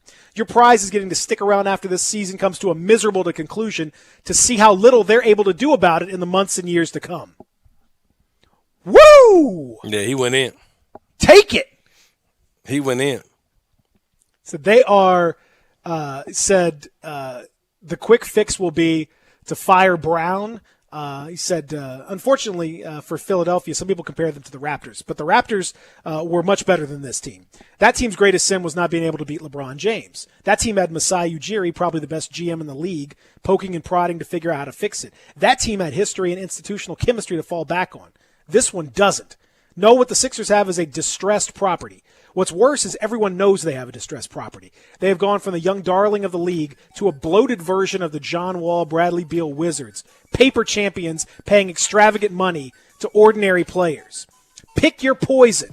The multi-tool wing who has been bad in emphatic fashion, abused on defense and grasping for air on offense, or the ultra-savvy big man who sees a 6'4" guard on his ass as an opportunity to take a fadeaway jumper from the mid-post. The empty calorie scorer or the big man who can't rebound. A battle of the Titans if you've ever seen one. With Ben Simmons and his supposedly toxic shooting problem removed from the equation, the floor has been theirs to prove context is king. Spacing is better than ever. Touches and opportunities are there. Both Tobias Harris and Al Horford have been comfortably worse. Terrible. Woo! Man, you've heard me talk about Philadelphia all the time. That roster was just made wrong. When they went and got Tobias Harris, it was dumb. It was when you already had Jimmy Butler and you went and got Tobias Harris. I guess it's NBA is not a video game. You just can't load up with players and you have to. Your roster has to make sense. Like honestly, they ran Sam Hinkie out, and Sam Hinkie was doing the right thing. Right, yeah. He had to go in the right way, and this thing has just gone. It's just cratered. Like honestly, for me, I didn't like. Personally, in hindsight, you probably didn't want to sign Tobias Harris to that deal, but I was kind of cool with it. It was the Horford deal. They shouldn't have traded for him though. It was the Horford deal that kind of got it for me. Jimmy Butler situation. Yeah, Elton Brand. Tobias Harris was a terrible situation. And I'm a Tobias Harris guy. I like Tobias Harris, but man, it didn't make any sense at all. That doesn't make any sense. And again, go back to you can go all the way back to the Fultz trade. When they decided to go all in on Fultz, if they just taken Jason Tatum, they would have had an extra pick on top of every. I mean, they traded a pick, a high first and another to go get him, and Markelle Fultz, and they dumped him so quickly. Now Fultz is playing, okay. Like he's right. he's. I mean, I don't know if he's not top overall pick good, but he looks like he's playing healthy. Forcing Ben Sixers Simmons to be a point guard for anything, too long. He never was a point guard. None of that made sense. They had Robert Covington. They had Mikal Bridges, who's playing well. They had Landry Shamet. They had Shake Milton. These are guys that are all starting and playing rotation minutes for the number 2 seed in the West. Yeah, Dario Saric, Rashawn Holmes, who's a good player. Markelle Fultz. They would have had more cap space. They would have had all their picks back. If they'd done nothing 2 years ago, they would have had all that. Yep. They should have left that team alone. You had Shamet, like you said, guys that can knock down shots. They traded Bridges on draft day, right? Yeah. Stupid. Like Who was a hometown kid. Yeah. He was a hometown guy. His mom worked for the team. Yeah, it's crazy, man. His mom was a secretary for the team. I don't feel sorry for these poverty-ass franchises in the NBA. That is just, Yeah, Philadelphia. I don't get it because you did all that tanking and you got your 2 stars and you still mishandled it. Like, once you got those stars, you just started getting weird. And Elton Brand came in and just killed it. It's absolutely. And I try to defend former players as far as getting GM jobs, but Elton Brand makes it hard to defend these guys, man. He makes it hard to speak out for former players as far as being executives is concerned. Well, it's a terrible ownership situation. It's a terrible team, and they are in serious trouble. And the Ben Simmons thing is a red herring for a lot of people. He's hurt, whatever. But if he was playing, it still wouldn't change the way that they are. It wouldn't change the situation, and they are. Whew, I don't know where you go from here. I don't think they win a single game in this series. No, they probably think it's swept. I think they get swept because do they believe in themselves? Do they really want to? Do they think they can do it? No, they probably ready to go home, man. You're gonna start seeing a lot of that too, man. When teams get down 2-0, they can be like, man, get me about this bubble. Let's wrap this thing up. I think you're exactly gonna see a right. lot of that, man. Like, for real. Teams gonna flat out quit. You're gonna see a lot of sweeps because of it, I think. Yeah, I think you're gonna see a lot more. It's gonna gonna push things to the extremes. There's going to be teams that are going to have more competitive series, like Orlando. I think it's more competitive because of the fact there's no home court advantage. And they're at home, so like, hey, and they're in Orlando anyway. But right. Dallas, I think Dallas Clippers, another series that's a lot more competitive than it would ordinarily have been. But then I think you're right on the other side too. Once it becomes obvious that one team is just better than the other, you're not going to be fighting for the home fans. You're not going to be fighting for the home crowd and all that stuff. Normally Philly be going back. Game 3 at home, maybe that. Oh, here we go. No. No. And then, it doesn't really take the whole team to quit for a team to lose. Like, if Houston beats the Thunder today, if Chris Paul says, all right, man, I'm out. I mean, they're done. I mean, it's just, you know what I mean? Like, it's going to be that simple. So, yeah, this bubble is going to create some interesting things, man. But can I talk about something in the bubble that's Talk about. Yeah, man. Tell me. Let me know what's going on. A couple years ago, when the NBA draft, the same year that Jaren Jackson Jr. was out, there was a individual that we talked about this guy last week as well, Luka Doncic, and I wasn't a believer in Luka at all. I didn't think he was going to be nearly as good as he is now. Did I think he'd be a good player in the NBA? Sure. I saw his credentials. I saw the things he'd done. But I've seen several guys from Europe that came over with these same type of credentials, this same hype, that turned out to be Mario Hezonja and the like. So I wasn't buying the Luka train. Several people weren't buying the Luka train. Several former players weren't buying the Luka train. And all of us now are eating the biggest deep-fried piece of crow ever. Because Luka Doncic is looking like the best player in the NBA right now, man. And it is I don't know how he's doing it. Not all of us. Because he's not athletic at all.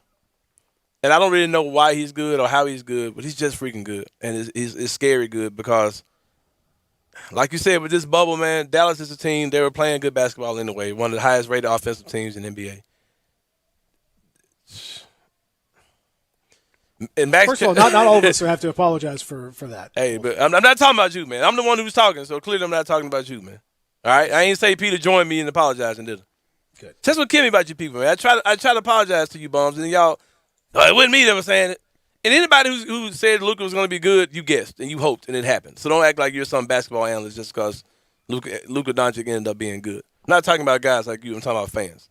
Like y'all been screaming for the Lukas of the world to happen for all of your NBA life since Larry Bird. Right. So now that y'all got one, oh yeah, I told y'all, yeah, whatever. You just were hoping beyond hope like every other year.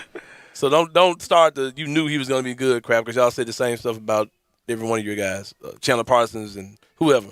So yeah. Who was the other one before him? Come on, man. Andrea? No, the little buff dude. BYU, the little guard that y'all. Oh, Jimmer Fredette. Yeah, why is Jimmer not in? Because he's trash. How about Adam Morrison? Yeah, Adam Morrison. all your white American great white hopes. Mm-hmm. So you finally got one that you got from the motherland to go. Not American, but yeah, when it got certainly white. You got one from the motherland, so y'all are excited. I'm excited for y'all. Yeah. I'm excited for y'all. Like I said, I appreciate that. Thank you. But I want to play a clip real fast that I think is the sound of everyone that was wrong about Luka Doncic. This is what's his name? Kendrick Perkins and his debate with Max Kellerman. This is a pretty old clip by now, but this is how all of us who hated on Luka now have to eat crow sound when it comes down to Luka Doncic. You sent it to me? Yes. Oh, give me a second. Good God. Yeah. Exactly. Yes. Classic Hour number 2 brought to you by Acura of Memphis. But yeah, we feel bad. Online, AcuraMemphis.com. Go see him. I'm gonna let Zach get that clip real fast. We eat crow, man. I'm gonna tell everybody about Acura of Memphis. Yeah, tell us about Acura. Because you don't have to eat any crow if you go to Acura Memphis. I'm telling you, they're good because they're good. You don't have to make any kind of crazy predictions. No, I know you're going to have a great time when you go talk to them. I know you're going to get a fabulous automobile for your family, whether you're talking about a brand new or certified pre-owned Acura. I know you're going to have. You don't have to worry about any predictions and that stuff. I'm 100% right on that. Go and check them out. You're going to love it. You're going to love dealing with them. They're great people, great folks. They're easy to work with. You will love doing business with Acura of Memphis. Find out more online, AcuraMemphis.com. Go see them at 385 and Ridgeway. Or you know what? You can do everything virtually now because that's kind of where the way that everything's going. They're doing the lottery virtually. They're doing everything else virtually. So you can do it virtually. You can you can buy the car. They'll deliver it to you. No problem. Wherever you happen to be, you can buy that car right now. Acura of Memphis. All right, so you got it? You got it, Zach? Zach, you got it? Yeah, I got it. You awake? Yeah, I'm awake. I was just trying to figure out where he wants to play it. You just want to have it on from the beginning. From the beginning? Okay. Mm-hmm. Here we go.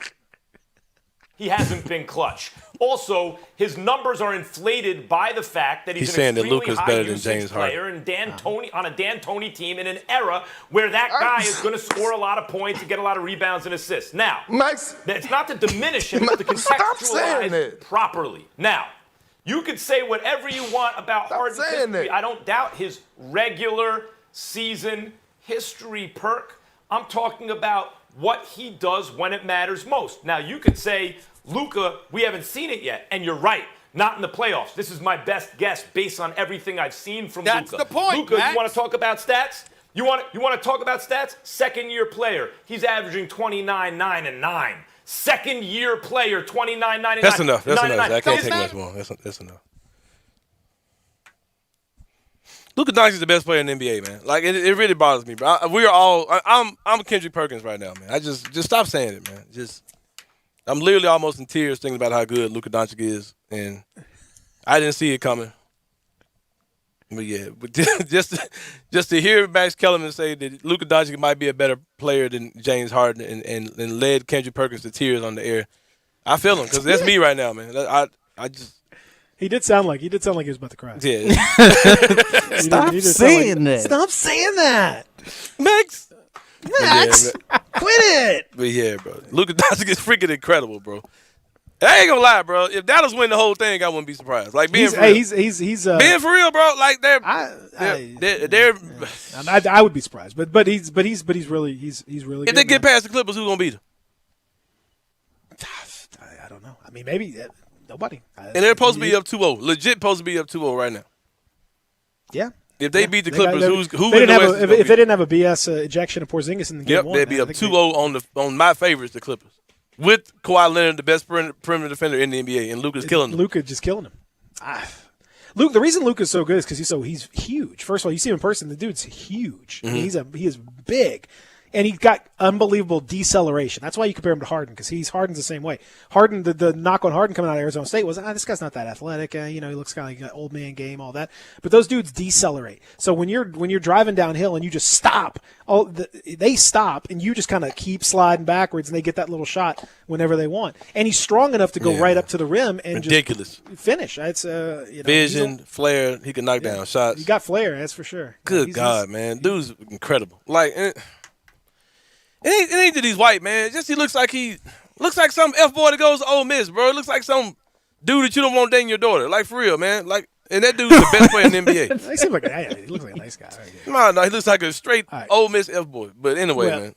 Let's come back, and we're going to run our official stop saying mock that. Lottery. Stop saying that. We're going to run our official mock lottery and see what happens, and we're going to find out what the future will hold. We'll do that next. Real Sports Talk, Sports 56, 96.1, 87.7. Sports Time on Sports 56 with Wallo and Stats. Weekday afternoons from 3 till 6. Right here on Sports 56, 96.1 and 87.7 FM.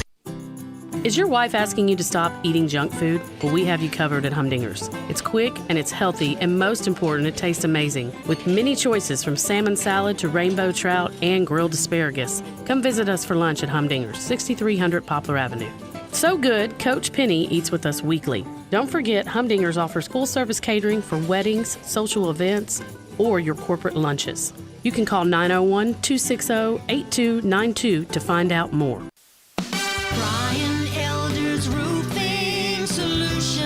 Chris Price here for Brian Elder Roofing. The storms we've had over the past several months have been devastating to our communities. The rainy season is ahead. You may have not even noticed the dripping in your attic, water stains throughout your home, or even worse, mold and mildew. Please call Brian Elder Roofing and we will send out our project managers to assess any damage. We will not try to sell you a roof if all you need is a repair. We will measure your roof from outer space. 0% for 60 months, even no payments till 2022 are available with approved credit. If you've noticed missing shingles, water stains, leaks in your roof, call us before you call your insurance company at 867-0303. That's 867-0303, and we will provide a free, thorough inspection of your roof's condition. Call 867-0303. Brian Elder's Roofing Solutions. Gateway Tire and Service Center has a beautiful new state-of-the-art location at 5275 Summer Avenue. And the new location on Summer has a great special. Buy 3 tires and get the 4th at no charge. Visit the new Gateway Tire and Service Center with 28 bays for quick service, super safe curbside service, or lounge seating 6 feet apart. Check out GatewayTireandService.com for coupons too. The new Gateway Tire and Service Center, 5275 Summer Avenue. Call Matt for details, 901-683-8335. Farmers Insurance knows that there's a not-so-subtle difference between the sound of a car hitting your rear bumper and the sound of a clown car hitting your rear bumper. Whoa! Sorry about that. We call that a 3-ring fender bender, and we covered it. Talk to a farmer's agent. They know a thing or two because they've seen a thing or two. Call Chad Gatlin at 901-235-1176 or get a fast quote at memphisfarmers.com. We are farmers. Bum, bum, bum, bum, bum, bum. Underwritten by Farmers Truck Fire Insurance Exchanges and Affiliates. Products not available in every state. You already know you can listen to Sports 56, 96.1 and 87.7 anywhere with the Sports 56 app or at sports56whbq.com. But you can also watch live video of all of our shows on Twitter, Facebook, YouTube, Instagram, and Periscope. Don't miss out on anything. Stay in touch with Sports 56, 96.1 and 87.7 on social media. Welcome back to Sports 56 Mornings with Peter Edmiston. Yes, I will be good. I promise. Co-hosting Sports 56 Mornings is Anthony Sane. That's great, man. This hour is brought to you by Acura of Memphis. Now, back to Peter and Anthony. No chance, so that's what you got. Up against The machine's too strong. Puppets. That's right. Vince McMahon made sure he got the best music. I can't blame him. All right, you ready to do this mock lottery business? Yeah, let's do it, man. All right. So, how many times should I click the button? Once. Just it? That's it? Just That's one all time? they're gonna do it We don't tonight. do like a practice. They're gonna do one practice. Well, you got and then one. real. Right. All right. So we're gonna do one practice run. I was gonna say 3 times, but okay. You gonna say 3 times, huh? Yeah, just do it 3 times. All right. So one time I'm just gonna do it just for Zach. Okay. Now the next time, this is the practice run. Practice run. Hawks first, Pistons second, Suns third, Wolves fourth, Grizzlies did not jump up. Straight now, poverty. This is the real one. Straight poverty in the top 4. This is the real one, though. All right? You ready? Mm-hmm. Stop! Mm-hmm. Golden State 1. James Detroit Wiseman. 2. Detroit's going to take Anthony Edwards. Cavs 3. Yeah, okay. Another poverty franchise. Wolves 4. Grizzlies at 14 going to Boston. Yes, Celtics at 14. Grizzlies in the second round. That's pick number what you 40. got. Mason Jones. Mason Jones. I am telling you. Reading some interesting stuff. Jonathan Wasserman of Bleacher Report just put out a piece this morning, and I like his stuff. Mm-hmm. He's pretty plugged in. He says of Anthony Edwards, one scout says the quote lowest basketball IQ for any potential number 1 pick I can ever remember. Yeesh. That's very possible. That is not good. It's not what you. That is not what you want right there. Said he's very talented, but no one has a lot of confidence that he's going to be able to actually do that necessarily in the NBA. So he also says, and Anthony, you're not going to be surprised by this. Yeah. I've heard Denny Avdija being ranked higher than LaMelo Ball. Mm-hmm. I've heard James Wiseman graded as a late lottery pick. Yep, I've heard that too. Mm-hmm. Hey, bro, I'm not saying this because of any kind of weird Tiger basketball. I hate the kid because he quit on this thing. I wouldn't be surprised if James Wiseman ain't nearly as good as people think he is, bro. I'm just being dead on it. We don't know enough about him, bro. Last time we saw this dude be amazing was against Jackson State. I mean, come on, man. What are we talking about? Yeah. Like, we don't know anything about him. Yeah, beating the crap out of South Carolina State and Jackson State does not. And in high school, he wasn't just this overwhelming, like, can't miss big. There were people saying he's probably going to be average in college. He'll be better than the NBA. That was a real thing they were saying about him in high school. He wasn't like he wasn't Zion Williamson. People act like he was just dominating. He wasn't. Like he could be great. I wish the best for the kid because if he's good, he's gonna be really good. But we'll talk about this more tomorrow. We got a whole offseason to talk about James Wiseman before the draft happens. So, well, we'll see. We'll find out here. He may be a Grizzly. So hey. Just a few hours. Yep. I don't think he's gonna be a Grizzly. Even if they were up there, I don't think they'd take him. Me neither. I'll take the kid with the worst basketball IQ ever before I take it. That's a glowing endorsement right there. Yeah. Give me the kid with the worst basketball IQ ever. Hey, that kid. Give me the dum-dum. That kid played a whole season on a crap team while the other dude took the year off to do whatever. So, hey. Yes, there is that. There is that. There is that. Come on, man. We'll find out. Lottery time, wear your lucky underwear, whatever it is you got to wear, do whatever you got to do. See what happens tonight. Everybody, have a great Thursday. We'll talk to you in the morning.